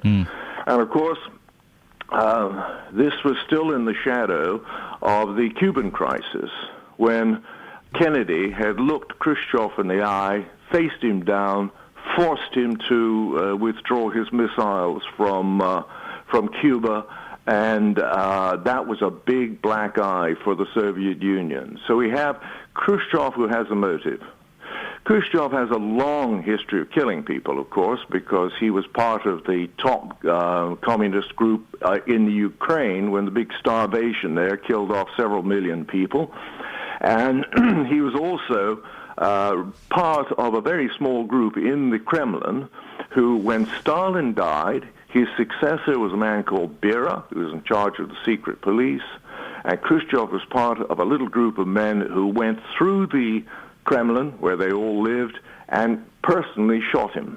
He was well used to the idea that if you have a political enemy, kill him. You get rid of him. It works. John, listen, I could talk to you all morning. Absolutely fascinating. Thank you very much indeed. That's John Mustoe from Bedford. He was studying in America at the time that JFK was shot. Two things on this, please, if you will indulge me. I want your memories of where you were at the time. Please don't phone up and say you were leaning out of a bookstore depository window holding a rifle. That would be silly and churlish. And anyone who says that will get short shrift. But where were you at the time, and what impact did it have on you? And also, just this once, very occasionally, I open the doors to conspiracy theories. This morning, you are welcome, however weird and bizarre they are. Who shot JFK and why? 08459 455 555. This is BBC Three Counties Radio. Travel news now. Here's Alice. Travel news for beds, cards and bugs. BBC Three Counties Radio. The M1 southbound is slow between junction 11 for Dunstable Road and 10 for Luton Airport. The M25 clockwise, there are some queues around junction 23 for South Mims. Might be an accident or a breakdown just at the start of the roadworks there. Anti-clockwise on the M25, looking slow between 17 for Maple Cross and 16 for the M40. Now on the speed sensors, the A41 southbound, just leaving Aylesbury, is very slow approaching Broughton. On public transport, there's no reported problems. This is Alice Gloss at BBC Three Counties Radio. Alice, thank you very much indeed. Let's get the news and sport now. Across beds, hearts and bugs. This is BBC Three Counties Radio.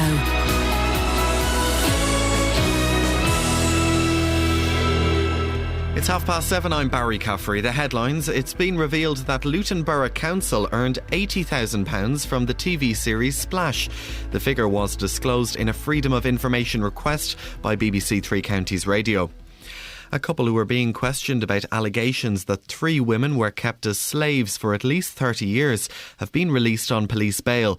Detectives revealed yesterday that the women, who are aged 30, 57 and 69, had been rescued from a house in South London last month. A National Day of Remembrance is taking place in America to mark the 50th anniversary of the assassination of John F. Kennedy. President Obama has ordered that all public buildings lower their flags to half-mast for the occasion.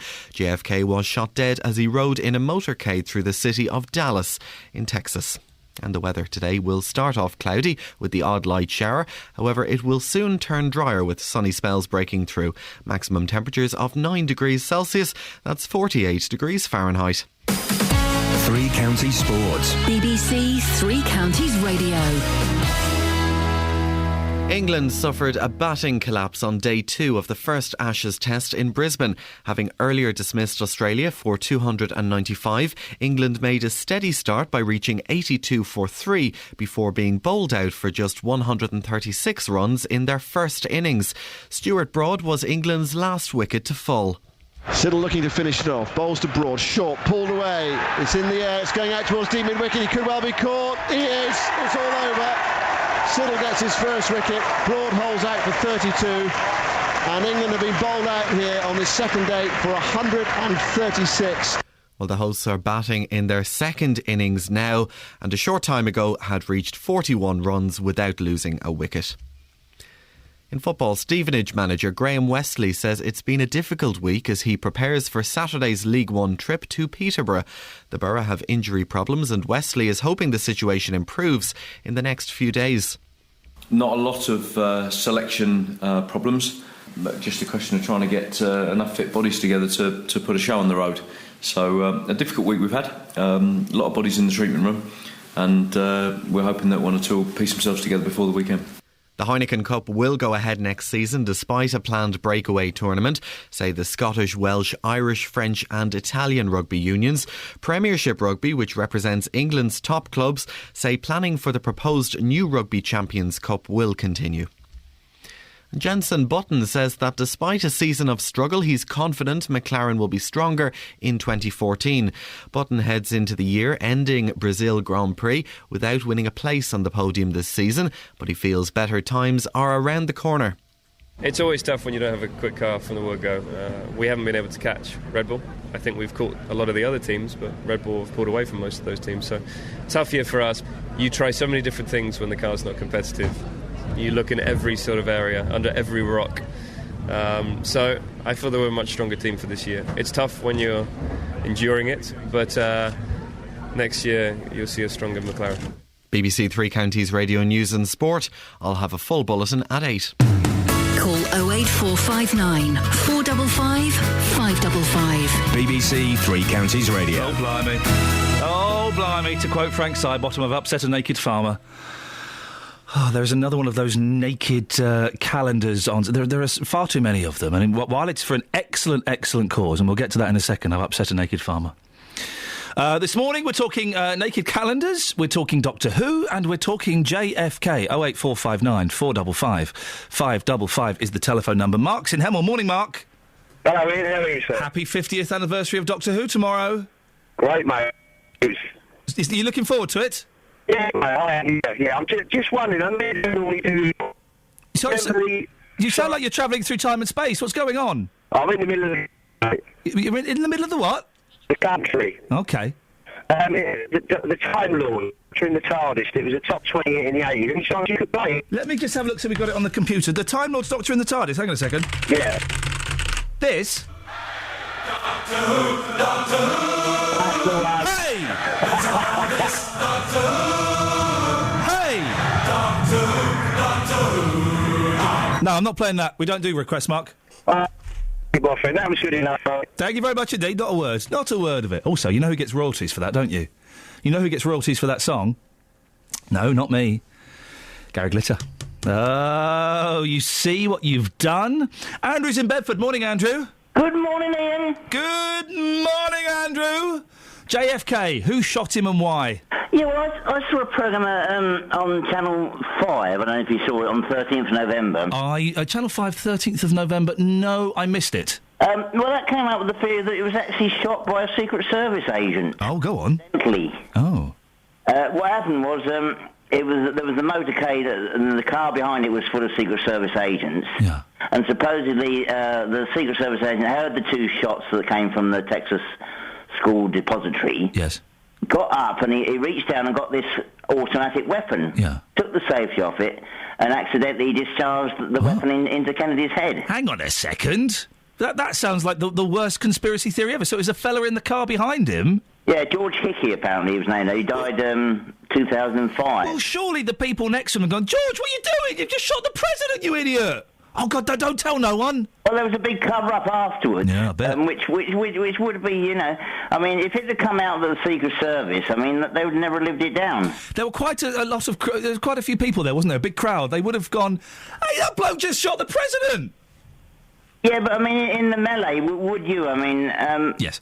I mean, the weapons have already gone off, and a third shot being heard is, you know, it's in the confusion. Yeah.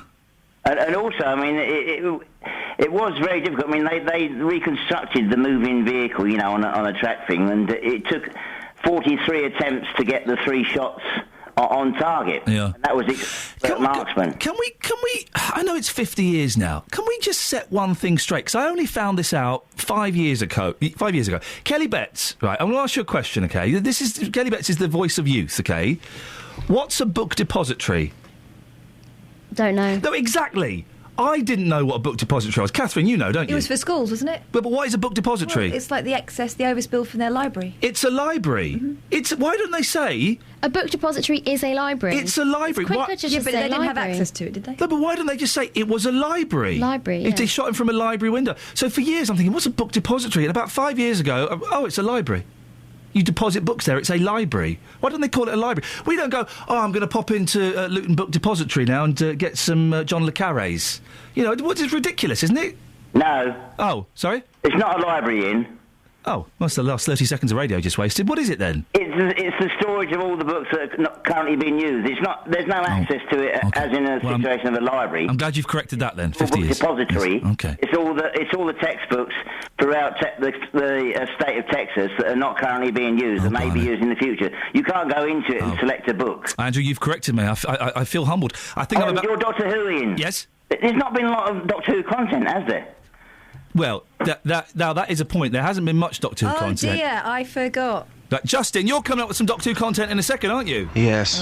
Oh, right. Listen, guys. Andrew, you want to hear it, don't you? Yes. Right, so that's why I tuned in. Why do you think I was up at 6 o'clock this morning? Right. I've been excited overnight, and it's like Christmas Day for me. You just haven't lived up to it. You delivered the goods. You're not...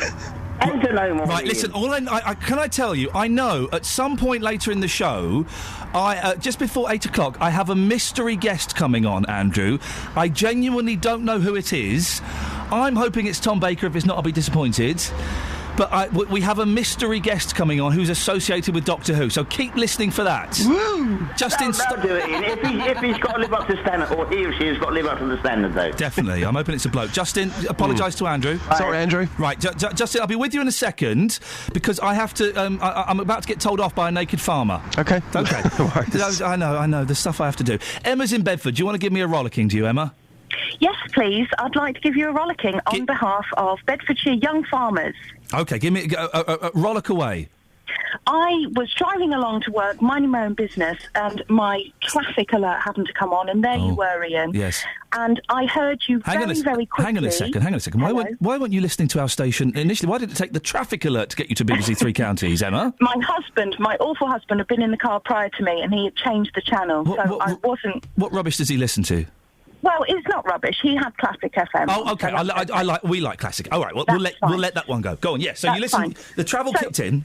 Yes, travel kicked in, and there I heard you branding very quickly and very dismissively, branding the Bedfordshire Young Farmers calendar, naked calendar, as vile, and I couldn't do anything but dial up very quickly. You've dialed up very quickly. A rollick away. Correct me. Go on. I think as a broadcaster, you have a responsibility not to brand these wonderful young people who are working tirelessly to raise money for Mind, the mental health charity, in memory of one of their members, Lizzie Barnes, who committed suicide tragically.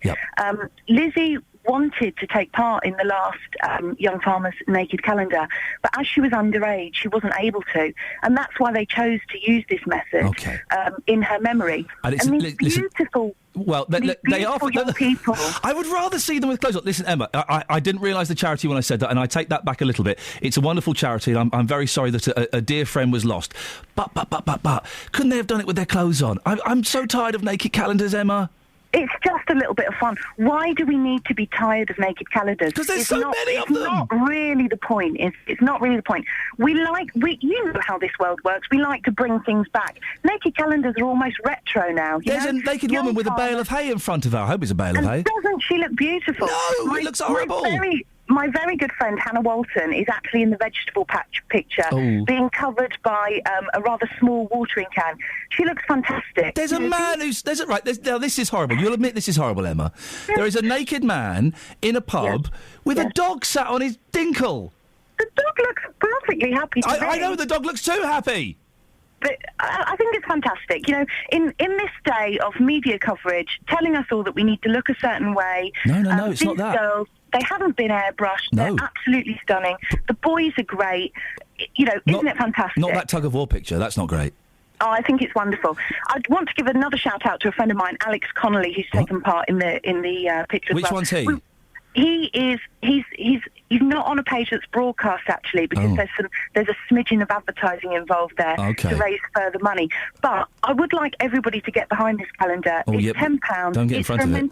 It's a mental health charity. We need to start supporting young people with mental health issues. Of course we do, and I support that. I'm just worried that this might tip people over the edge, because we do. Listen, I'm not one of those, let's airbrush, I just want beautiful naked people. Of course not. I prefer the untouched, hang on. Yes, the unairbrushed form. But, no more naked calendars, please. No, carry on. People out there, don't listen to Iain. No! Carry on with the naked calendars if it's going to raise money for your charity. We don't care how it's done. We need that money rolling in. We need to be able to support young people. Iain, shall I put you down for 5 calendars? Oh, no! I'll send you a tenner and that's it. Emma, listen, thank you for being a good sport and thank you for coming on and setting the record straight. Thank you so much. There we go. Well done. That's Emma in Bedford. No more naked calendars. Please. No more naked calendars. Dealey! You really think you're the big man, don't you? What does that mean? Come on. Mouth it off day in, day out. And do you know what, Iain? This Doctor Who special, 80%, I've worked this out, 80% of people that I spoke to on the streets, they said they didn't want it. Okay. You're pushing ahead regardless. You're outrageous. 100% of the male callers we've spoken to in the last 5 minutes want it, I'm afraid. So you've been out talking to people about Doctor Who, getting fun memories and people's personal stories about it. What have they come up with, Just? Well, Iain, you requested that I went out onto the streets and asked people who their favourite Doctor is. Yep. I have done just that for you. Here's what people had to say. Matt Smith, because he's just good at his job. Better than all the rest, without a doubt. David Tennant, of course. Why Mr. Tennant? Because he was new. I don't know, he's a more exciting Doctor than the rest of them. Are you looking forward to this weekend? Yes, so much. Yeah. Oh, you're sad, aren't you? Yeah, I am. I have a sad life. Well, for me and Lee's breakfast show, who's your favourite Doctor? We've got a doctor at Apsley, the surgery down there. My wife often goes there. And he's pretty good. Very good indeed. Yeah, Dr. Segar or somebody by that name. Hey, Ron, how are you today? You well? I'm fine. Iain wants to know, who's your favourite Doctor? Dr. Dre. What, the rap artist? Yes. You're a big fan of him, aren't you? Yeah, I am a great fan of him. Favourite Doctor? The Doctor from Back to the Future. I loved him as well, the Mad Doc. He was fantastic. Thank you so much. Yeah, you know. Pauline, who's your favourite Doctor? Dr. D. Peter Venkman. From Ghostbusters?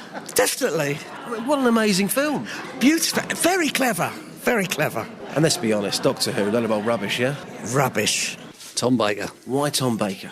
Well, he's done it for years. He was good, wasn't he? What do you think about the new guy, Matt Smith? Bit of a plonker? Yeah, a bit of that, I suppose so, yeah.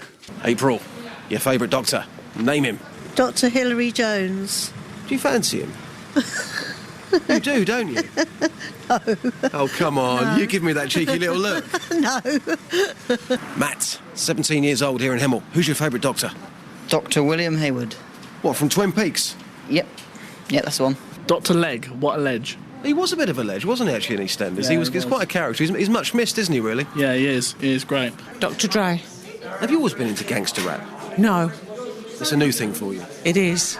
And what about your family? Are they also behind you in your love of gangster rap, or is it just you? No, just me. Well, it really illustrates, doesn't it, J-Dog, just how gangster rap has, become part of the accepted norm and family entertainment. I think so, and there you go, Ian. You see, when you go out into the streets and you ask people who their favourite Doctor is, only, 3 people there mention anything to do with Doctor Who. There you go. Proves my point again that people simply do not care. J-Dog, you're very wrong, but thank you very much indeed. Let's get the travel news now. Coming up after the travel, by the way, a mystery Doctor Who guest. I have no idea who it is. I'm very, very, very excited.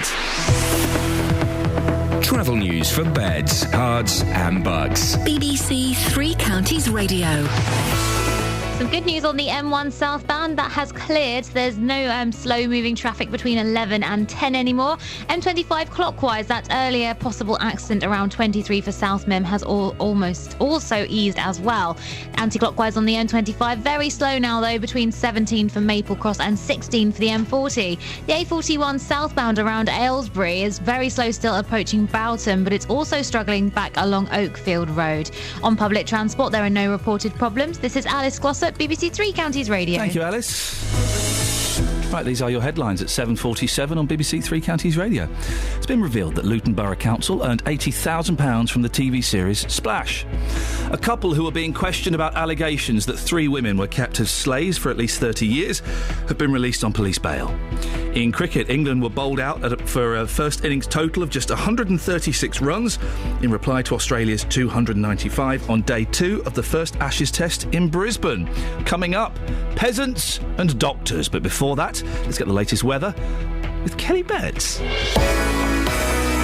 Beds, Herts and Bucks weather. BBC Three Counties Radio. Yeah, I know, soz. Today will start cloudy with the odd light shower. However, it will soon turn drier with sunny spells breaking through. The maximum temperature is 8 degrees Celsius. Let's have a look at tonight. It will remain dry for most of tonight with some clearer spells. And tomorrow will be dry with plenty of sunshine.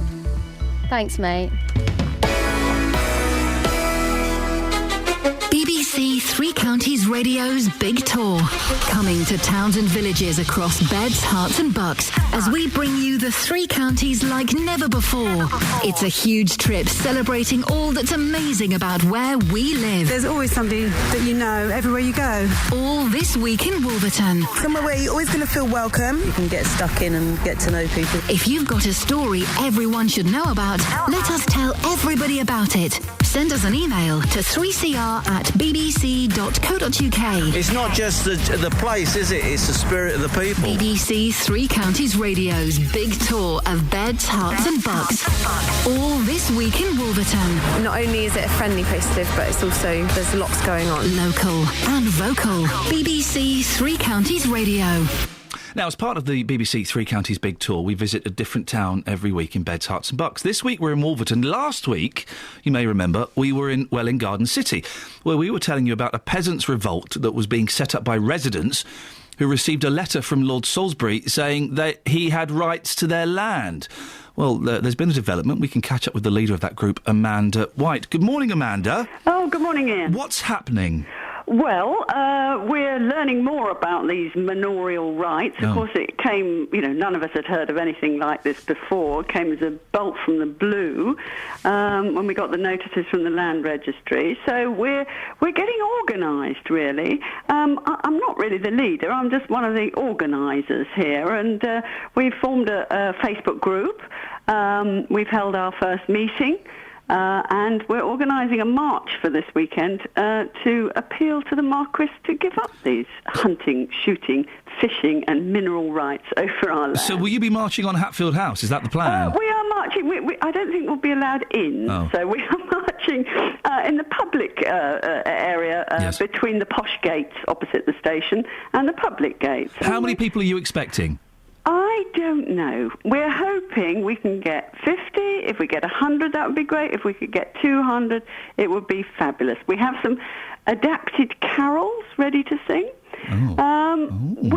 This is our one chance where we're going to ask him nicely. And then you get nasty. Amanda, if people want to join you, where and when? 10:30, Hatfield House, Posh Gates. We'll be there till about 12:30. And also we're meeting next Monday evening, Stanborough School, at 7 o'clock to get our action plan going. We're pretty active already. You know, this is happening up and down the country. The Queen's been at it. Oh, blimey. And so is Prince Charles. They're coming out of the woodwork, these old families. Amanda, listen, thank you very much. We will send a reporter down on Saturday and just to see how things go on. Thank you very much for that. Across beds, hearts and bucks. This is whatever. Iain Lee. Whatever. It's Doctor Who. It's Doctor Who. Come on, let's celebrate the magic of what is the longest-running sci-fi series of all time. One of the greatest TV series. It's had its ups. It's had its downs. It's had its kind of its light and shade. But tomorrow is the 50th anniversary. I'm joined now by Brian Hodgson, who was the original sound designer for Doctor Who. Brian, what kind of stuff did you do for Doctor Who? Well, first of all, I created the sound of the TARDIS. Oh, thank you. I want to shake your hand and hug you. Thank you. What a wonderful... It's an iconic sound, isn't it? Yeah, I think it's probably the only sound that's still sort of survived all the changes in Doctor Who. It's a piano string, isn't it? That's right. It's the bass strings of an old piano that had lost its keyboard and most of its case. And it was recorded, and then it was speed up and slowed down and cut together and added to a whole pile of other things. Because one of the problems is somebody says, I want the sound of something that travels through time and space. And what does it do? Does it go up? Does it go down? Does it go sideways?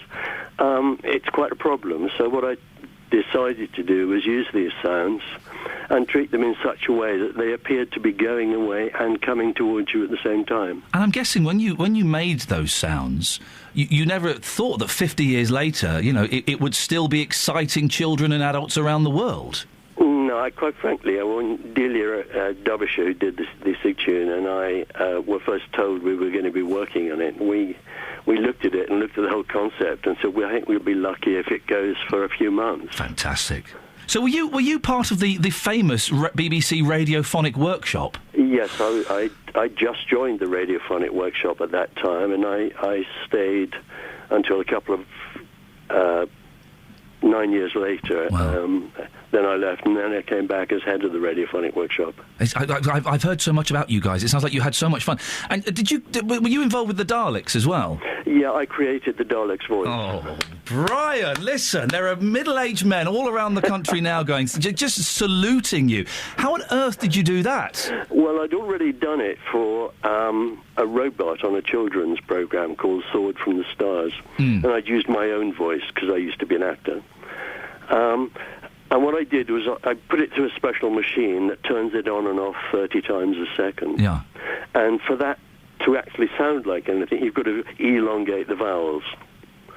So when the Daleks came along, I went down, I spent some time with Richard Martin, the director, and Peter Hawkins, the original Dalek voice. And Peter and I, between us, worked out a way where he could elongate the vowels. Wow. And, of course, his performance really defines the whole voice of the Dalek. Well, you two gentlemen have terrified me and terrified people. And I guess it was more fun then, because nowadays you just record something, put it on a computer, flick a few switches, and you've got a different noise. Then you had to innovate, didn't you? Yeah, there were no computers, there were no synthesizers. We used to gather around us a whole pile of junk that would make a noise, useful like scaffolding poles, old metal lampshades, blowing bubbles through water or detergent to make sort of slurpy sounds. My colleague Dick Mills used to get Swarfiga, rub it on his hands and try and move them around so it goes schlep, schlep, Fantastic. schlep. Brian, listen, can you stay there for a second? Because I'll come back to you. I'm joined now by a mystery guest. I have literally no idea who this person is. I know they have a connection with Doctor Who. Let's have a little... Who are you? Good morning, Iain. My name's David Tennant. Is it really David Tennant? It is, actually. You may know me on Three Counties as Disco Dave. Oh, hang on a second. So you're not the proper David Tennant? I've met him twice. Oh, for goodness sake. Catherine, I was all excited. It's the real David Tennant. Yeah, it's not the real... The real David Tennant isn't the real David Tennant. Hang on, who's this? So what? This is the David Tennant that sold the real David Tennant that's not the real David Tennant, his real equity card. Oh, for goodness sakes. Did you... Yeah, it's a very, very long story. His real name, I believe, is David McMillan, or he's got a Scottish surname. When he went to actually register his name, it was already registered on equity. Yeah. And I'd given up my equity card because I no longer needed it, because I came out of radio to go into mobile DJing. Mobile DJs, of course, yeah. And, of course, he bought the equity card. And, of course, a couple of years ago, a friend said to me, "Oh, do you realise David Tennant's on the telly?" I'm like, "Oh, really?" The venue, because it's a very, very weird story for you, very brief and very quickly. Well, yeah. I actually worked down in Slough at a hotel called the Pinewood Hotel. I know it very well, yes. My wedding organiser, Jenny, her brother is a Doctor Who lookalike for David Tennant. What? And he's a very, very good friends with a guy on Facebook called Matt Aiken, who is the Matt Smith lookalike. And then about 6 months ago, I spoke to Carl, who is the David Tennant lookalike, and he said, "I bought the blue box as well." What? But he's going to be sending you in some photos to your Three Counties Facebook page today. So How much did you sell the equity card for? I didn't. I wish I had. I just gave it up. Oh, you silly sausage. Well, listen, it's nice. David, it's lovely to talk to you. And you. Thank you very much indeed. Catherine, I thought David Tennant, everybody. that is cheating. David Tennant. Is that seriously the best you can do? I'm going back to Brian. Brian, I do apologise. I thought we had a proper Doctor Who coming on there. Do you watch Doctor Who? Were you a fan of the series? You can be honest. I can be honest. No, I was not a great fan of the series. Right. I worked on it for 11 years altogether, and quite frankly, at 2 o'clock in the morning, when you've got a dub the next day and you're still working on it, you think there have got to be better things in life to do than playing with Doctor Who. Brian, listen, first of all, thank you for coming on the show, and thank you so much for the work you did, 50 years ago, for making the TARDIS sound and the Dalek voice. I'm sure there are many, many other iconic sounds you're responsible for. Thank you very, very much. Great pleasure. Brian, lovely to talk to you. There you are, a genuine legend. What did you used to do, Grandad? Oh, I used to work in TV. Oh, what did you do? Well, you know the TARDIS and the Daleks? Yeah, I did the sound for those. What? Angela's on the line. Good morning, Angela. Good morning, Ian. Wasn't Brian good? Yeah. He was wonderful, wasn't he? Yeah, you'd be surprised what the sound of a TARDIS does to me. Yeah. Wasn't David Tennant disappointing? Yeah, he even got proper David Tennant's name wrong. For goodness. Oh, did he? Terrible. Yeah, MacDonald. There you go, you see. Now, listen, Angela, Doctor Who, you're a girl that likes Doctor Who. We won't do a special because girls won't like it. It'll alienate the female listeners. Tell us why you love it so much. Because it's... Oh, God. I could tell you for hours why it's good. Oh, you've got 20 seconds. Because it's accessible. It teaches you that acceptance is the best way to go, that everyone should be nice to each other, and when you find something that you know to be wrong, you stand up and you fight for it. You fix things. Isn't that good? You see, it's got a spiritual message as well. Angela, you looking forward to the show tomorrow? I am absolutely so excited, it's unbelievable. Me and my fiancé have tickets since the very first moment they were arrived. Oh, where are you going to watch it?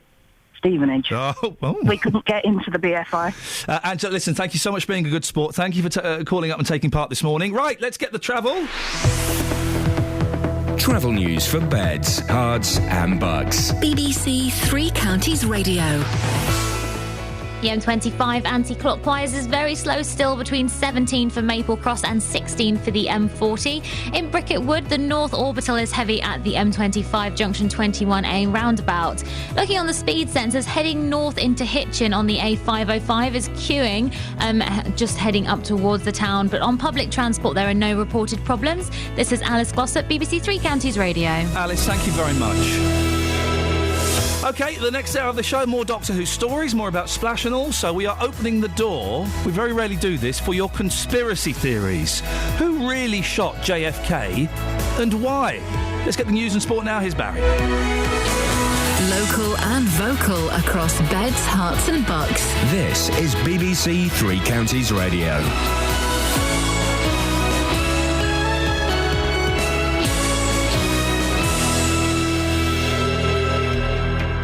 8 o'clock, I'm Barry Caffrey. The headlines: amount of money Luton Borough Council earned from Splash series revealed. Couple questioned about holding 3 women as slaves released on bail. And ceremony to remember JFK 50 years on. BBC Three Counties Radio. It's been revealed that Luton Borough Council earned £80,000 from the TV series Splash. The figure was disclosed in a Freedom of Information request by BBC Three Counties Radio. The £80,000 will be spent on 3 portable springboards and a new management system for booking lessons. Conservative Luton Borough Councillor Mike Garrett thinks it was worth it. I think it was a good deal. For the plus of it, yes, it certainly was very accepted by the public. They liked it, they enjoyed it, and it did promote Luton, which is what I've been trying to do for years. Well, the celebrity diving show will return to our screens in a couple of months' time and will again be filmed at Luton's Inspire Sports Village. A couple who were being questioned about allegations that 3 women were kept as slaves for at least 30 years have been released on police bail. Detectives revealed yesterday that the women, who are aged 30, 57 and 69, had been rescued from a house in South London last month. Draft legislation is currently going through Parliament, which would bring in tougher sanctions for human trafficking and exploitation. The Home Office Minister responsible for the bill is James Brokenshire. Slavery is one of those issues that people felt had been consigned to the history books. The sad reality is that it is still there. We have seen increases year on year on the number of cases that are reported, and I expect that that will continue to increase as well. That's not necessarily because there are more of these cases, but it's simply that more are coming to light.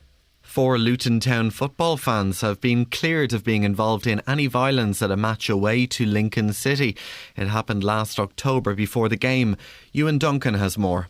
During the 7-day trial, Lincoln Crown Court heard how the disturbance included chairs and beer glasses being thrown inside the Ritz pub on Lincoln High Street. The incident on a Saturday lunchtime left customers fleeing for their safety. The 4 Luton Town fans said they weren't the aggressors and acted in self-defence after being attacked by home supporters while having a pre-match drink. The jury took just over 3 hours to return not guilty verdicts.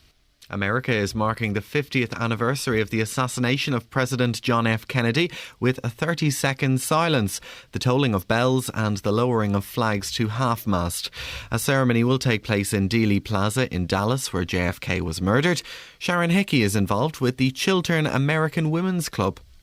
I was 15 years old, and my father who was a hunter, had taught me to shoot along with my brothers, so I knew how to shoot a rifle, and I knew how difficult it was to hit a moving target, if you will, and I never, even at 15, never believed in the conspiracy or the lone gunman theory. Cricket, and Australia lead England by 224 runs after day 2 of the first Ashes test in Brisbane. The hosts are 65 without loss in their second innings, having posted a first innings total of 295. And the weather today will be cloudy with the odd light shower around. It will be dry too with sunny spells, and maximum temperatures expected of 9 degrees Celsius. That's 48 in Fahrenheit. Get the latest news and sport online at bbc.co.uk/3 counties.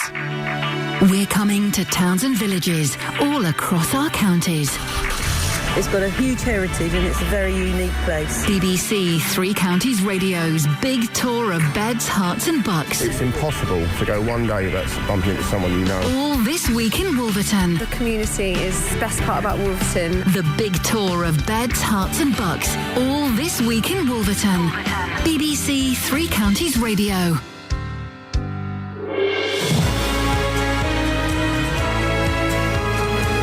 Morning, Iain Lee, BBC Three Counties Radio. We're celebrating the magic of Doctor Who. Hats off to Who today. We're also talking about Luton Council and how much they got paid for Splash. £80,000. Good deal? And today is the 50th anniversary of the assassination of JFK. Looking for your memories on that. And also your conspiracy theories. Who really shot him and why? Don't normally do conspiracy theories. We're not that kind of show. But today I'm going to let you. Why couldn't it have just been Lee Harvey Oswald? Why not? Facebook.com/BBC3CR. You can send me a text, 81333, start your text 3CR, or you can give me a call, 08459 455 555. Across beds, hearts and bucks. This is BBC Three Counties Radio. Colin is in Dunstable. Morning, Colin. Good morning, sir. Yeah, what have you got for us? Diddle-a-dun. Keep doing it. Keep doing it, and I'll come in and do the harmony. Go on. Diddle-a-dun.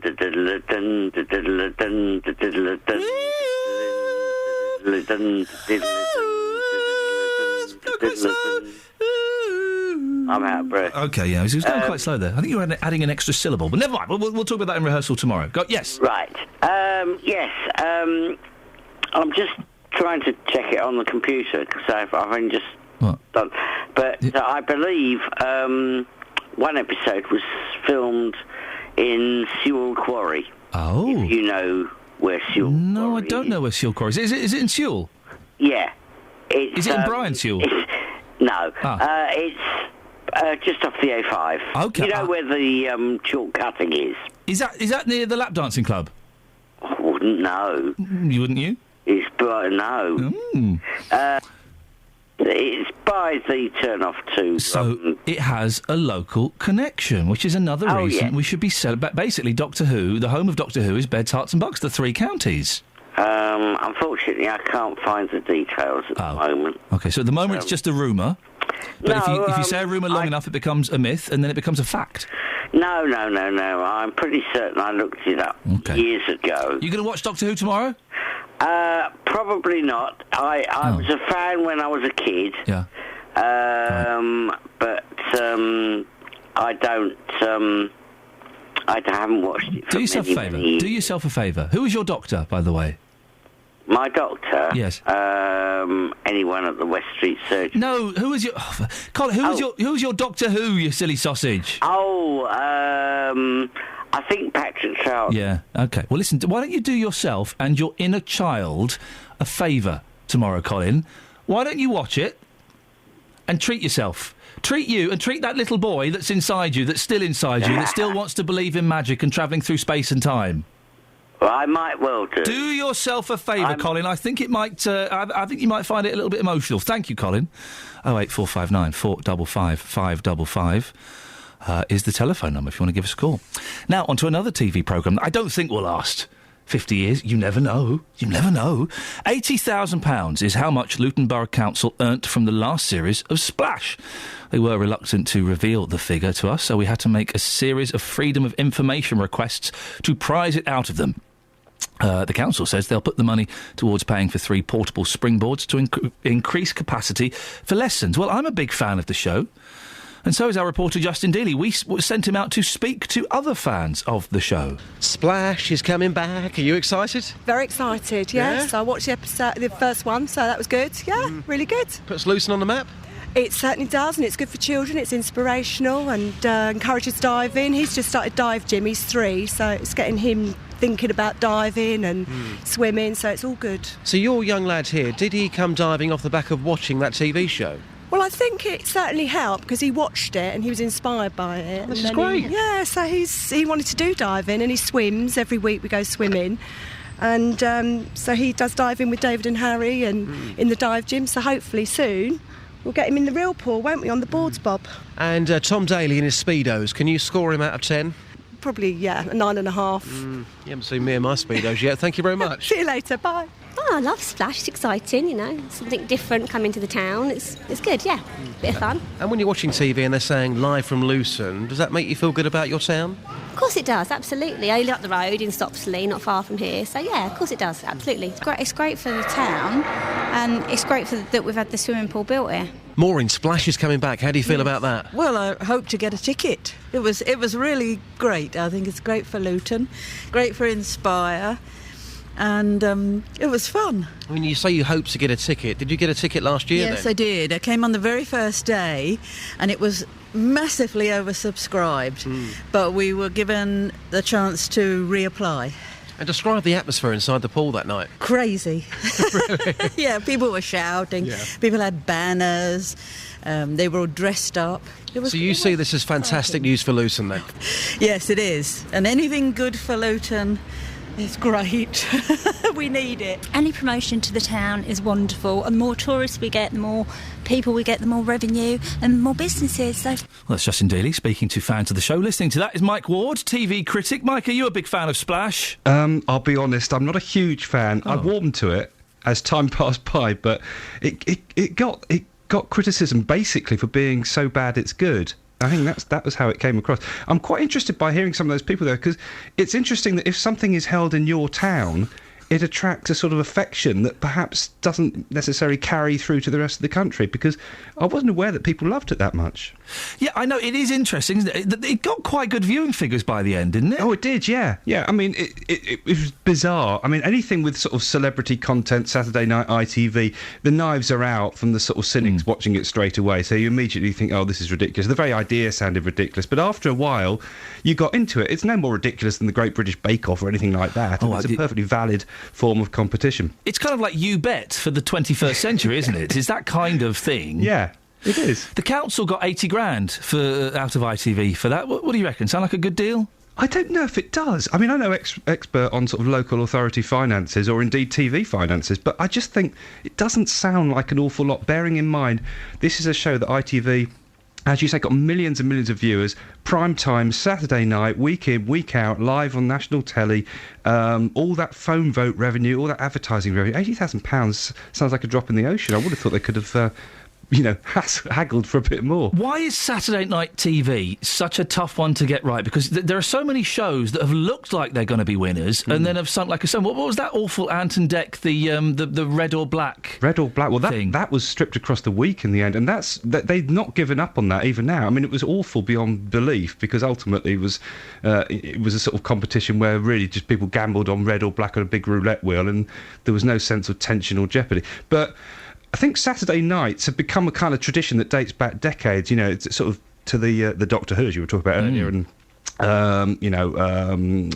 Generation Game. That's what I was going to say. It was always Doctor Who and the Generation Game, and then Juliet Bravo. Yes, for me, absolutely. Or Cagney and Lacey, Cagney, Lacey, Starsky and Hutch, Match of the Day, Parker's. It's part of our tradition. Funnily enough, in America, it's no big deal. Saturday nights are not a big deal. They have much more sort of significant stuff on, say, a Thursday or something. But it's part of our British culture now, and we seem to have high expectations. So we're very, very fiercely critical if something doesn't match those expectations. Now, Doctor Who tomorrow night. I couldn't get you on without talking about this. Yeah. Are you a Who fan? It can't possibly live up to the hype, can it? Well, I'm not a great fan of hype. I get anything that sort of blows its trumpet to this extent makes you immediately think, oh, good grief, this is a bit over the top. But I would say I'm not the number one Doctor Who fan going. But as you said to the chap you're talking to earlier, great answer about his local GP, by the way. Yes, I know. Wasn't that good? You just have to let yourself go and get in touch with your inner child and love it. And the BBC have every right to celebrate it because, over the last couple of years, BBC have come in for some, pretty heavy flack, a lot of it justified. But when you've got something that you've done this well for this long, why not tell the world and why not celebrate it? Mike, I appreciate your time and your thoughts this morning. It's Mike Ward, he's a TV critic. 08459 455 555 is the telephone number if you want to give us a call. So much to talk about, so many things, aren't there? Splash, 80 grand, sound like a good deal to you? And Doctor Who, are you going to be watching? I do urge you, listen, if you're a cynical old man like me, and I did give up on Doctor Who, I gave up halfway through Tennant. I watched the first couple of Matt Smith, didn't like it. Okay, but if you're a cynical old so-and-so, and you used to like Doctor Who in the 60s and the 70s, and you haven't seen it since, do yourself a favour, watch it tomorrow. Watch it tomorrow. Feed your inner child. I know it sounds like psychobabble, but do it. Just sit down with very few expectations, have a can of pop or a bottle of beer, big bag of crisps or some sweets, and sit there and watch it and allow yourself to get carried away and reminisce about what it used to mean to you when you were growing up. And if it's not that good, it's not that good.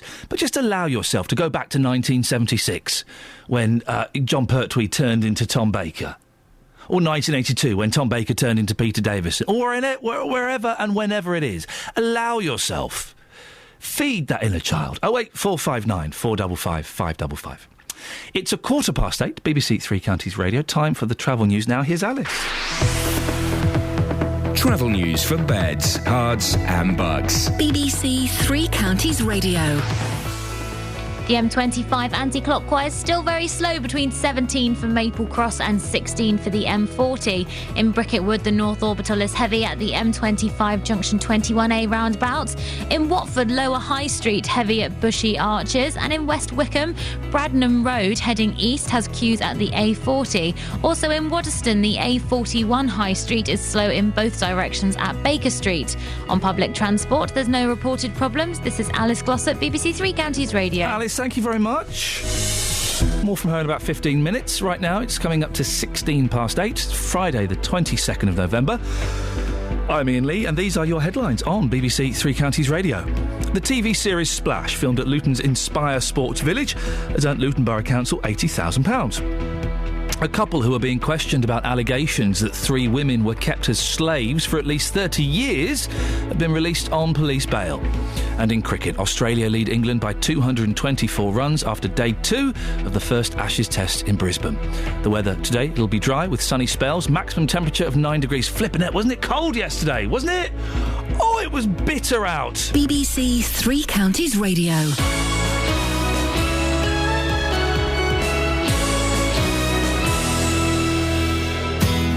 BBC Three Counties Radio's Big Tour. This afternoon, as part of our Big Tour, I'll be live from Wolverton Town Hall. From there, I'll discover the vibrant local arts and entertainment scene. I'll have a look around the Community Orchard, just one of the many local groups in Wolverton. Then I'll be making a very special lantern in preparation for the annual Lantern Festival. BBC Three Counties Radio's Big Tour of beds, hearts and bucks. Come down and say hello at Wolverton Town Hall from midday today here on BBC Three Counties Radio.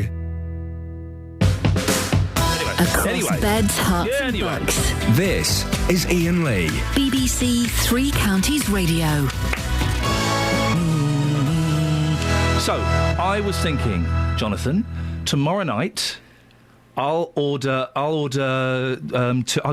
pizzas. It's not even a 2 for 1 Tuesday. I will get 2 pizzas ordered and some potato wedges, big bottle of Diet Pepsi, and you can watch Doctor Who with me if you want. It's very kind of you, but I'm a judge for a show, so I can't do that tomorrow. Sorry. What show? I'm judging a dancing show. Dancing schmancing. Come and watch Doctor Who with me. Seriously, I'll get 2 pizzas. I'll even buy garlic bread as well. It's very kind of you, but there are a whole host of things I'd rather be doing. Oh, that's rude. Including housework, cleaning the toilet. You are a bit strange like that. Sunday, I'll tape it. I won't watch it. I will not watch it. We'll watch it Sunday afternoon. Really? Yeah. Come around Sunday. I won't watch it. I'll tape it. I don't think you'd want to watch it with me. Why? Because I'd talk throughout it. You get a bit scared? Will it scare you? No. Scare you? Scared of a Dalek? No. Oh. I just find it all just a little bit silly. It sounds like it's... Listen, if you're afraid of a Dalek and you're a grown man, that is absolutely fine. Honestly, I will protect you. You can hide behind my sofa. You've basically got no one to watch Doctor Who with? No. No one else is interested in watching Doctor Who? No. How long has the BBC spent ramping up Doctor Who? Quite a long time. Quite a long time. No one wants to. No one wants to watch it. Watch it with me. I have to hope that my wife and children will be in it. Will let me watch it as well. They've not given me permission yet. Well, good luck finding someone. Thank you. What's on your show then? Coming up on the big phone in this morning at 9, is it acceptable to give your children alcohol when they're under 18?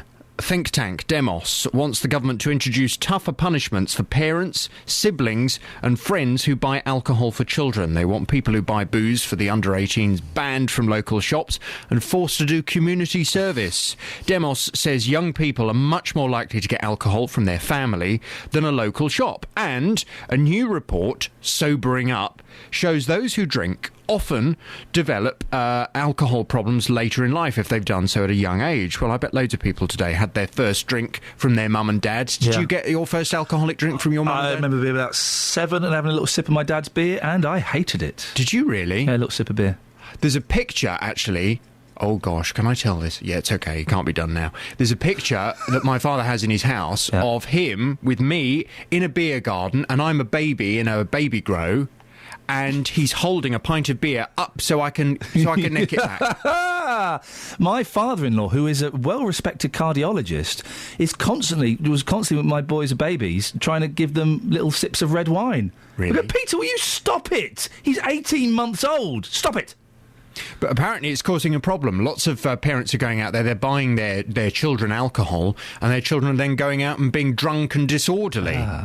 Well, from 9 this morning, I want your views on this. Is it acceptable to give your children alcohol when they're under 18? 08459 455 555. Perhaps you're of the opinion that any parent who does go out and buy their children alcohol under that age should be thoroughly ashamed of themselves. I think it's quite responsible. Do you? It depends what age. I'm not talking about 9 years old. If you're talking 15, 16, 17, yes, I think it's quite responsible parenting. Really? Yeah. But how much do you go out and get? Well, that's the thing. You're not going to go out and buy them 2 bottles of Red Thunderbird, are you? That's that would be inappropriate. That's very. So what is it? So when your boys are 16, and they say, "Dad, going to a party. I need to take some drink." How much will you go out and buy them? Well, 16. Okay, going to a party is slightly different. At home, I'd let them have a beer. One beer. I'd let them have a beer or a glass of wine at 16 on special occasions. It was Sunday roast. Right. Going to a party, I don't know. I'd have to give it some thought. Bacardi? A 4-pack? Bottle of Bacardi? I don't know. One bottle of Bacardi? But then saying that at 15, 16, that's what me and my friends were taking to parties. Bottles of Malibu. Oh, dear. A bottle of Malibu? A bottle of Malibu. Children do have the worst taste in alcohol, don't they? They really do. They drink disgusting things. They drink the chosen drink of tramps, generally. Well, from 9 this morning, is it acceptable to give your children alcohol when they're under 18? I want your views, please. Malibu, oh dear.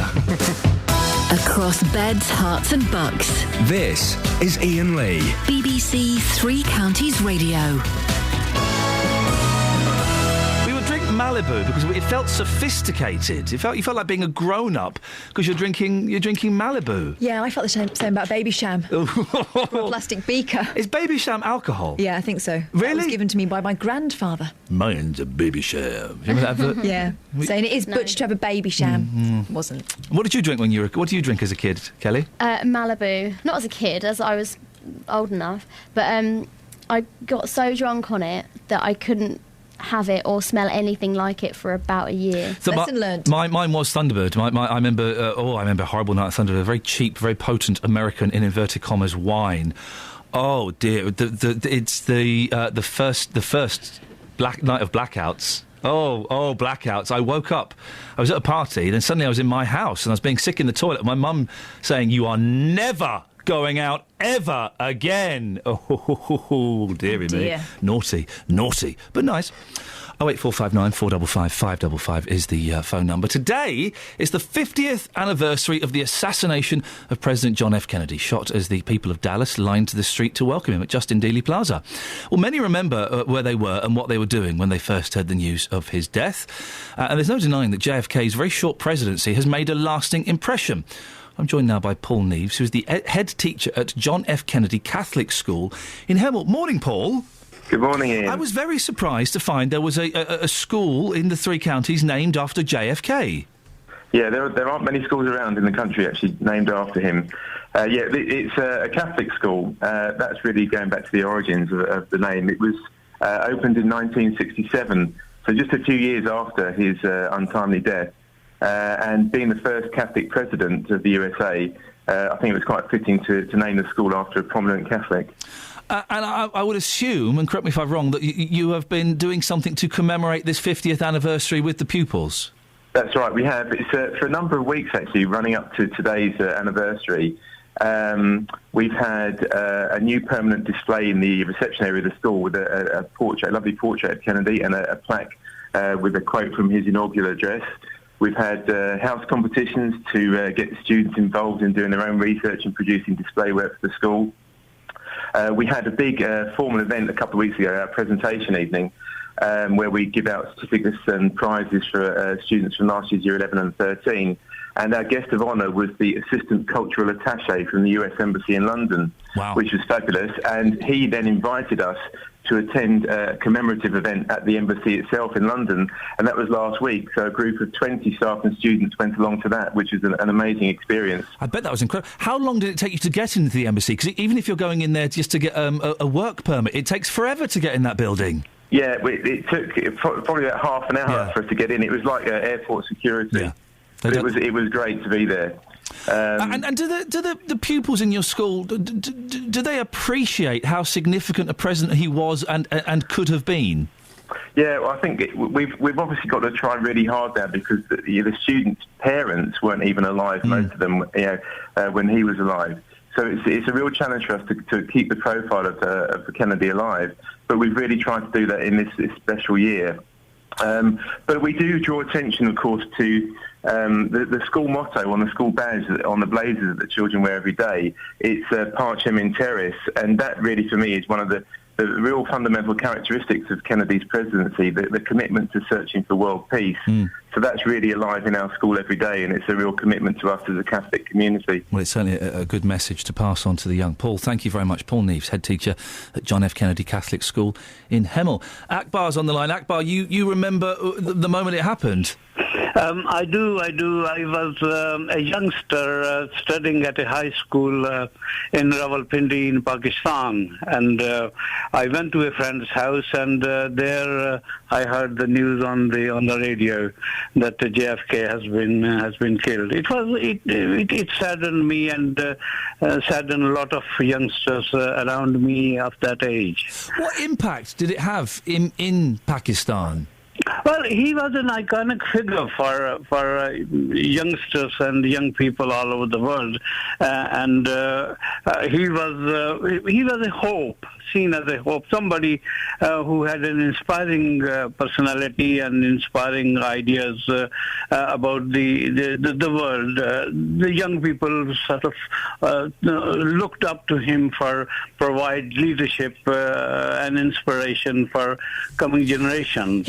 He was. I mean, his personal life, Akbar, was a little bit murky, wasn't it? There are allegations of drug taking, of infidelity. So, do you think that's important at all? I don't think so, and yes, all these rumours have been flying around since, but people have not paid much attention to these details. They have looked at him as an iconic person who had the ability to change the world.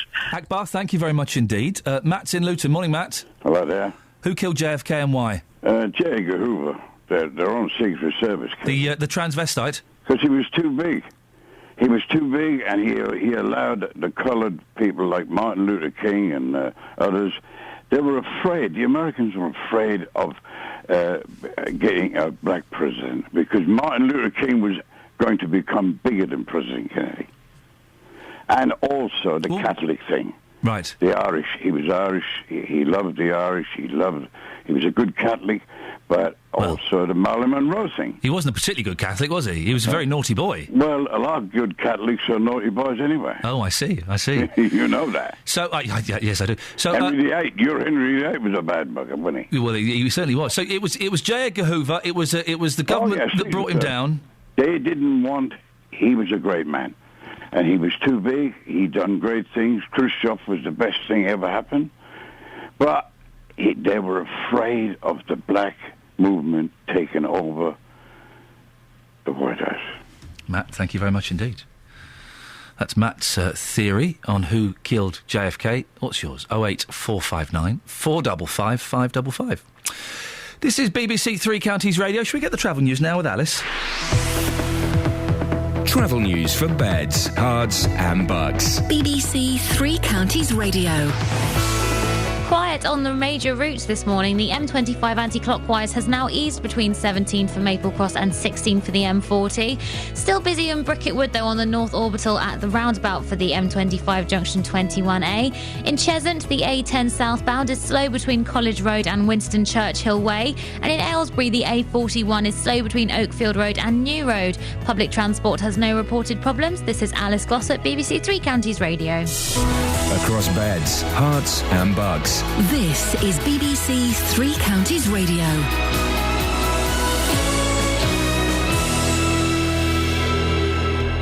It's 8:30. I'm Barry Caffrey. The headlines. It's been revealed that Luton Borough Council earned £80,000 from the television series Splash. The figure was disclosed in a Freedom of Information request by BBC Three Counties Radio. The money will be spent on 3 portable springboards and a new management system for booking lessons. A couple who were being questioned about allegations that 3 women were kept as slaves for at least 30 years have been released on police bail. Detectives revealed yesterday that the women, who are aged 30, 57 and 69, had been rescued from a house in South London last month. A National Day of Remembrance is taking place in America to mark the 50th anniversary of the assassination of John F. Kennedy. President Obama has ordered that all public buildings lower their flags to half-mast for the occasion. And the weather, it'll be a dry day today with sunny spells too, light winds, maximum temperatures of 9 degrees Celsius. That's 48 degrees Fahrenheit. Three Counties Sports. BBC Three Counties Radio. We'll start with cricket. Australia lead England by 224 runs after 2 days of the first Ashes test in Brisbane. The hosts are 65 without loss in their second innings, having posted a first innings total of 295. England's batsmen had a day to forget as they were all out for a first innings total of just 136 runs. Our cricket correspondent Jonathan Agnew was watching at the Gabba. Mitchell Johnson unleashed one of the most torrid, hostile spells of fast bowling we've seen for a long time. With the crowd urging him on, he bombarded England's batsmen and the tail-enders in particular. England lost 6 wickets for 9 runs, with Peterson flicking to mid-wicket for 18, before Johnson switched to round the wicket, cranked up a notch and had Carberry caught at slip for 40. Bell and Pryor were both disappointing, giving soft catches to short leg off the off-spinner Lyon, and Root chased a wide one and edged to third slip for 2. Broad swung the bat for 32, but England are left needing a miracle even greater than the one that earned them a draw here 3 years ago. Jonathan Agnew there.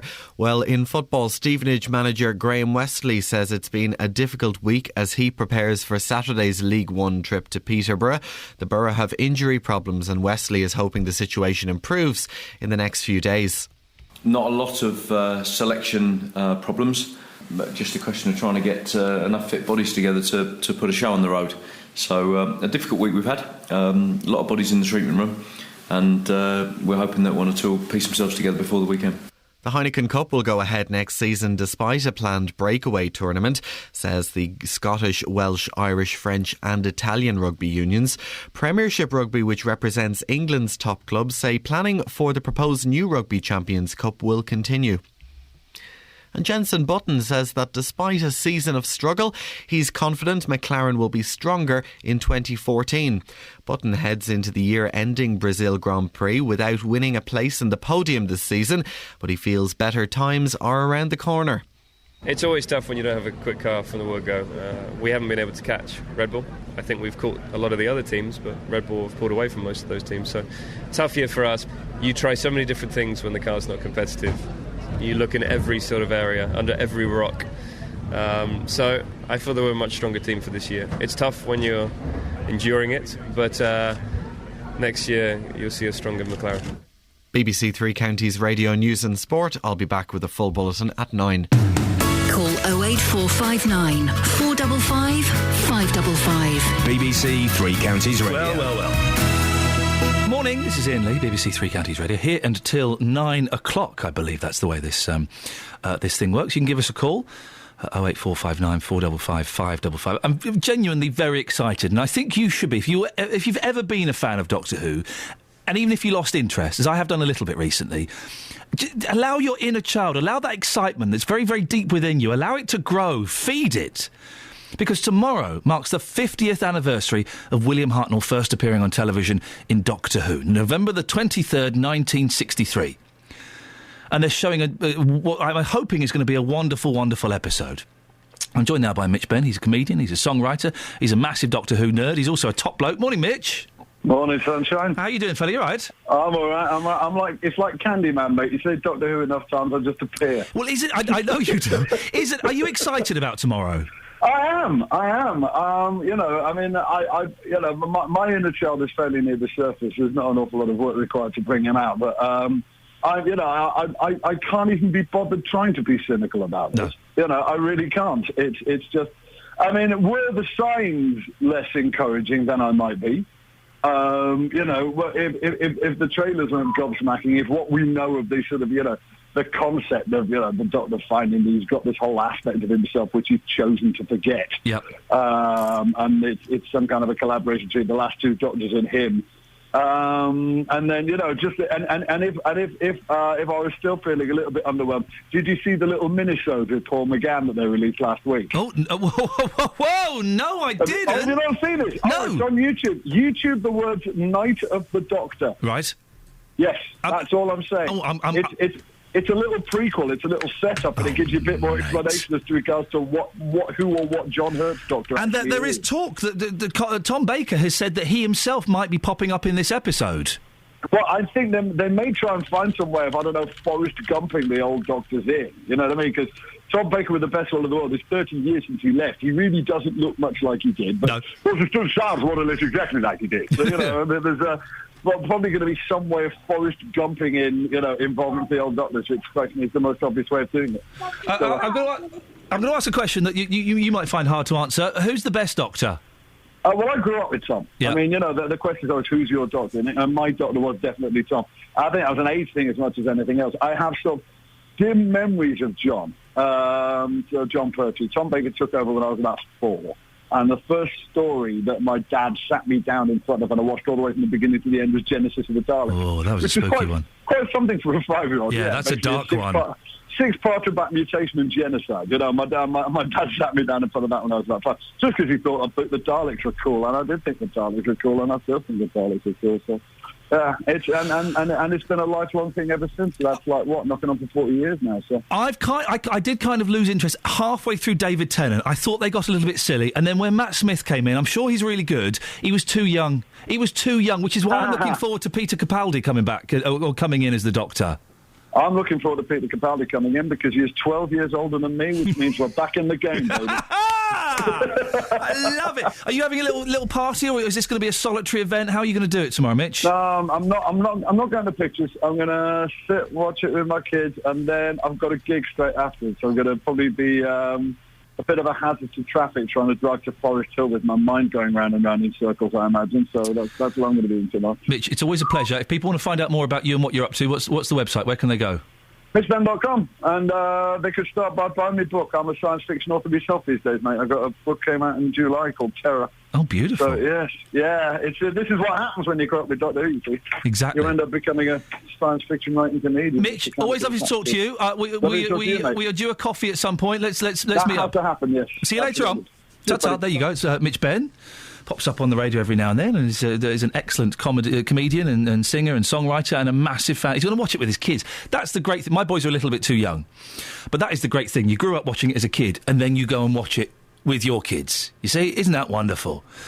Well, we're still talking about Doctor Who. Justin Dealey is in Markgate. Morning, Justin. Iain, good morning. Why are we doing this Doctor Who special again? Remind me. Because I said so. Right, okay. And because I have editorial control, and what I say goes. All right, Dealey? Well, I'm with somebody quite special in Markgate. I'm with Andrew Lambourne, who's a massive Doctor Who fan, one of the saddos out there. Andrew, why do you love Doctor Who so much? I think mainly because it's a completely open-ended programme in time and in space as well, and that gives free rein for the imagination of the script writers and for the viewers, and of course they got great monsters. Now here we have your Dalek Scarecrow. Every single year you have a huge Scarecrow festival here in the village. It's well received, it's a fantastic event. This was first seen back in 2010. A, why, and B, what was the feedback like? Well, I've always wanted to build a Dalek ever since I saw them when I was a small kid in black and white. And so when there was a sale of bath plungers on at B&Q, I seized my chance. The Dalek appeared here in 2010 at the Flamstead Scarecrow Festival, went down really well and won first prize. First prize? Oh, yes. Wow, fantastic. Now, would you mind, can we have a quick conversation with your Dalek? Is that OK? We'll see what we can do. OK, Ian, you ready for this? Oh, We're I'm very about to talk excited. to a Dalek live across Beds. This is exclusive, by the way, dear listener, an exclusive. First for news. OK, so, Mr Dalek, we want to know, who is your favourite Doctor Who and why? None of them are my favourite, but I have, I suppose, a warm feeling towards William Hartnell because he is no longer with us. The rest, they will have to take their chances. OK, second question for you. If you could exterminate one celebrity and why, who would that be, Mr Dalek? Well, I suppose it would have to be Iain Lee. Oh, for goodness sake. Because his views are similar to our own, and there is not room for two similar intelligences on this planet. There you go, Ian. Sorry about that. And thirdly, how does it feel to constantly scare people? Well, of course, we have no feelings, but it is our objective to scare people and then to exterminate.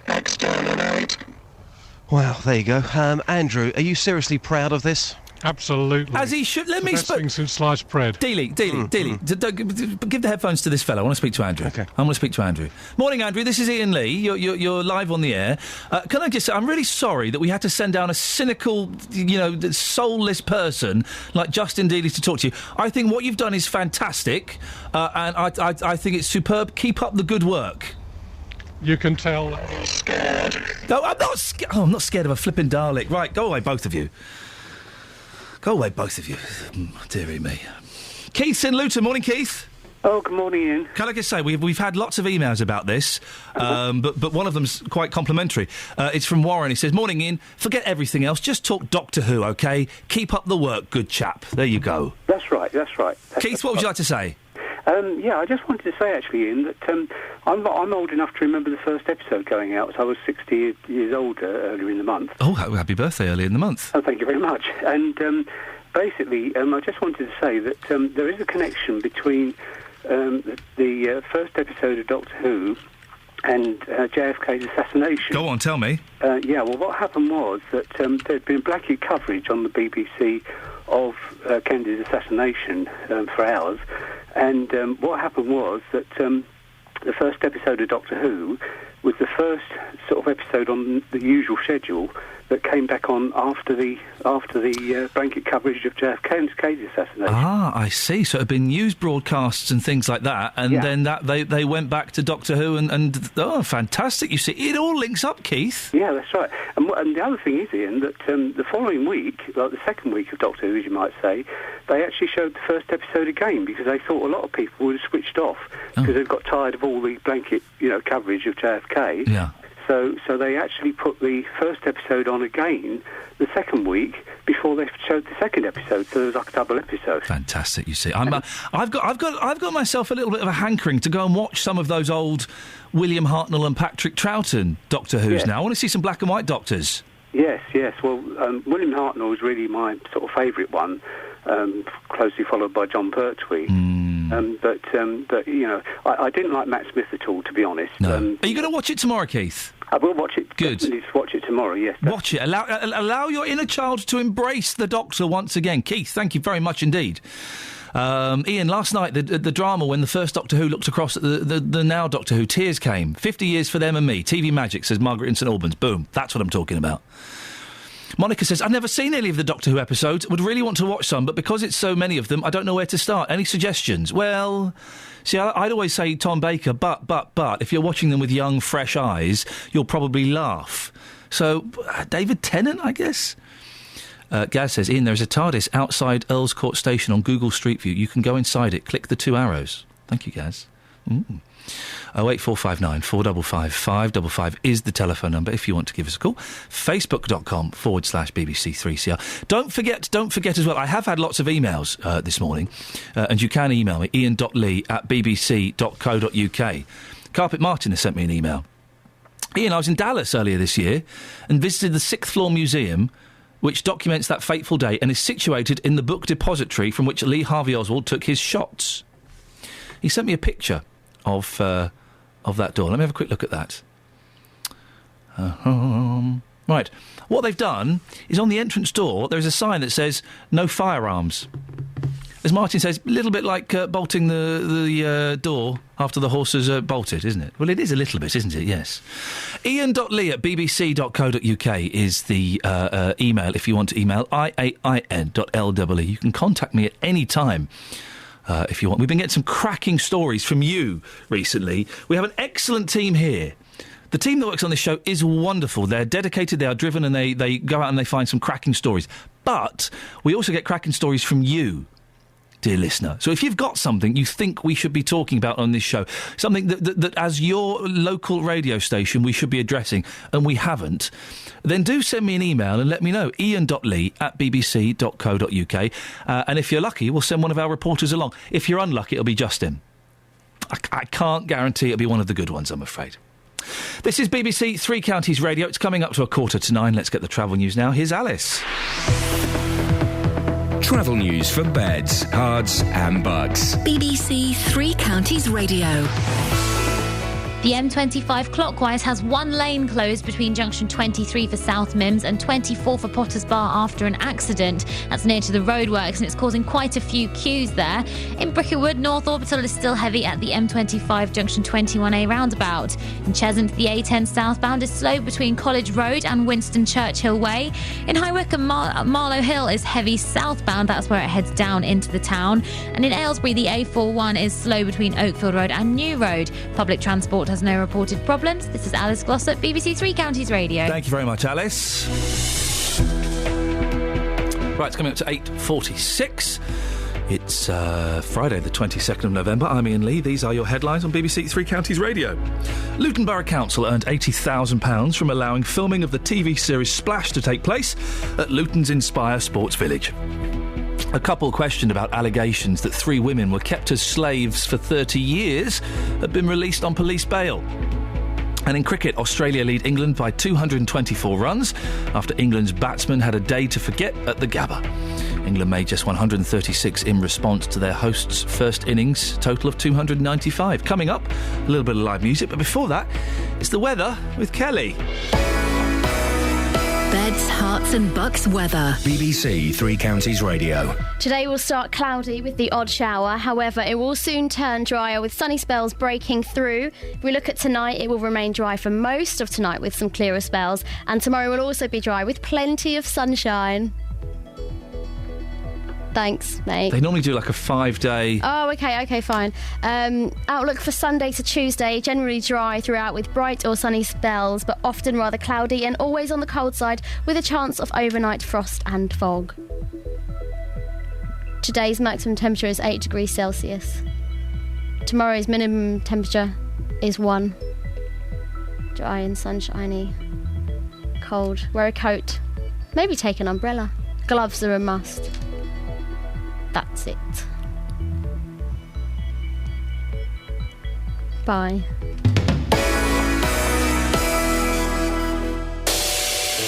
Three Counties Sport is here from 2 tomorrow afternoon with live uninterrupted commentary on your local team. Williams will go for goal and score! You can choose Watford versus Bolton, MK Dons at home to Bradford, Stevenage away to Peterborough, or Luton against Welling. Can Joy Deeney get the finish in? Yes, he can, and equalises! Andre Gray side the box, shot from Gray, back of the net, simple as you like. And what a finish that was to a fantastic Stevenage move. Plus, there'll be regular updates on Wickham at Chesterfield. Choose your local team with Three Counties Sport. Tomorrow from 2, here on BBC Three Counties Radio. Across beds, hearts and bucks. This is Iain Lee. BBC Three Counties Radio. Now. Look at this. I've been sent to... There is a certain gentlemen of a certain age who get excited when they see the TARDIS, and this is Nick in Melbourne. Ian, I realise that sending this is probably a waste of time, as the anti-Whoites, that's you, Kelly Betts, you have in your production team will censor this out of existence. Don't worry, Nick, I managed to retrieve it from the virtual bin. In 1986, I was working at the BBC TV Centre on the London Marathon coverage. I was in the grandstand studio. In the corridor behind the studio, I was awestruck. There was a pallet with the TARDIS on it. I had to go and touch it. The only negative thing, it was flat packed like a kitchen unit. Oh, well, that's no good at all. Nevertheless, I've touched the TARDIS, and I've also been inside the TARDIS. I've touched the control panel. Bizarrely, it was cut in half. I don't know why, but never mind. It was a lot of fun. 08459 455 555 is the telephone number. If you want to give us a call, you've got another 11 minutes. Now, on a Friday, we like to end the show with a little bit of music. That's kind of what we do, and today is no different. Although I have to flag up, we may be bringing this to an end. I know, controversial. We may be. You may be one of the last people we have in, Jack. So I'm not saying it's your fault. I'm honoured. You should be. I'm not saying it's your fault. I'm just saying that it's something that we're considering. Now, Jack, you've been in before, haven't you? I have. Tell us a little bit about yourself. So my name is Jack Neville. Yep. I came in last January, February? Something like that. Something like that. Wow, it was a while ago. You were a boy then? I was. Now you're a man. Really a boy, and now I'm a man. A real man. So you're 18 years old? I am. And you had a kind of a hit on iTunes, didn't you? Yes. Well, sort of. It did all right. Wait, what number did it get to? It got to 19th in the singer-songwriter charts. That's a hit. That's top 20. That's top 20. Thank you. And you go out busking and do bits and pieces like that. You still doing the busking? Yeah. I've moved to London now. Started university, so it's much more fun busking in London. Whereabouts are you studying? I'm studying at South Bank University. Oh, very nice, very nice place. You're not busking in this weather, though, are you? No, I haven't been. It's too cold. I know. It's not fun at all. It's horrible. Who's your mate? This is Kobe Miller. He is my resident guitar genius. Are you a guitar genius? I try. I'll let you into a secret, lads. You're both playing tiny guitars. What's going on? You can get bigger ones than that. Travel guitars. Excellent. I do like the travel guitars. They're lovely. What song are you going to play for us first? We are going to play a song from my debut album, Outlines, which was out on Monday, called... It's the song that I played before, but we're going to play it again with a bit of a themed introduction. Beautiful. Take it away. Oh, fantastic. Oh, that's it, boys. Carry on.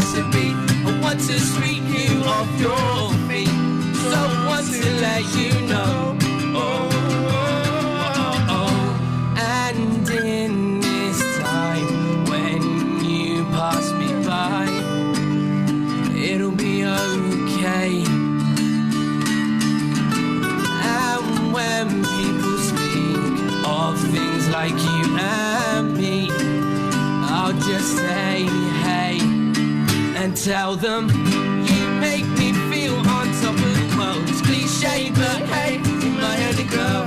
Now I'm with you, I'm not letting go. Oh, oh, oh, oh. When I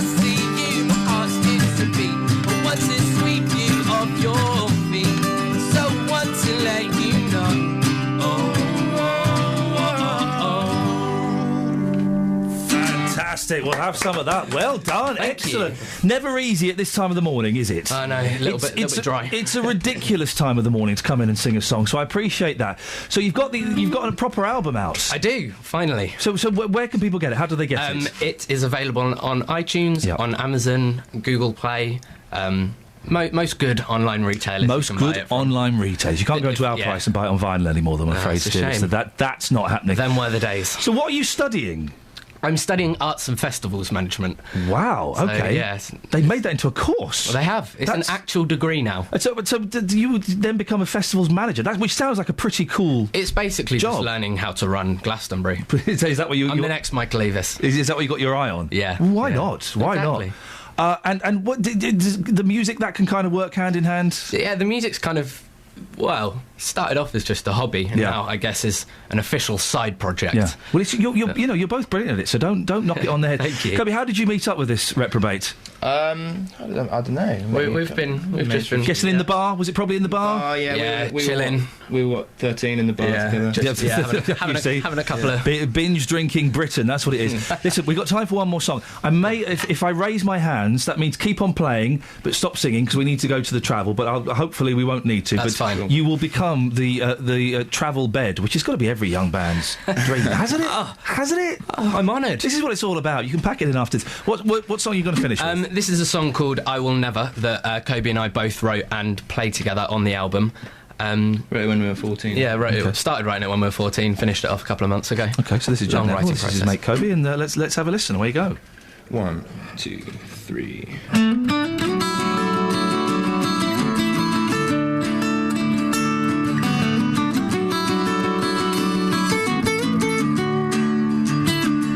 When she was a girl, she searched the skies, looking for a love on a mountain high. Felt a little empty, a little lost inside, 'cause love was cheap, it didn't stay the night.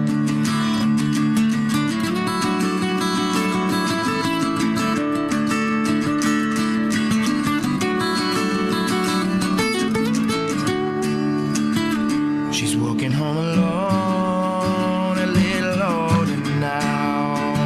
You know it wasn't easy, she made it through somehow. Nothing ever changes, no feelings gone. She's not forgotten, she's just moved on. And if she stuck around like you said she would, I'd always be by her side. I will never walk this road again without you. I will never walk this road again alone. In life or death, nothing can separate us. Now I found you, I am never letting go.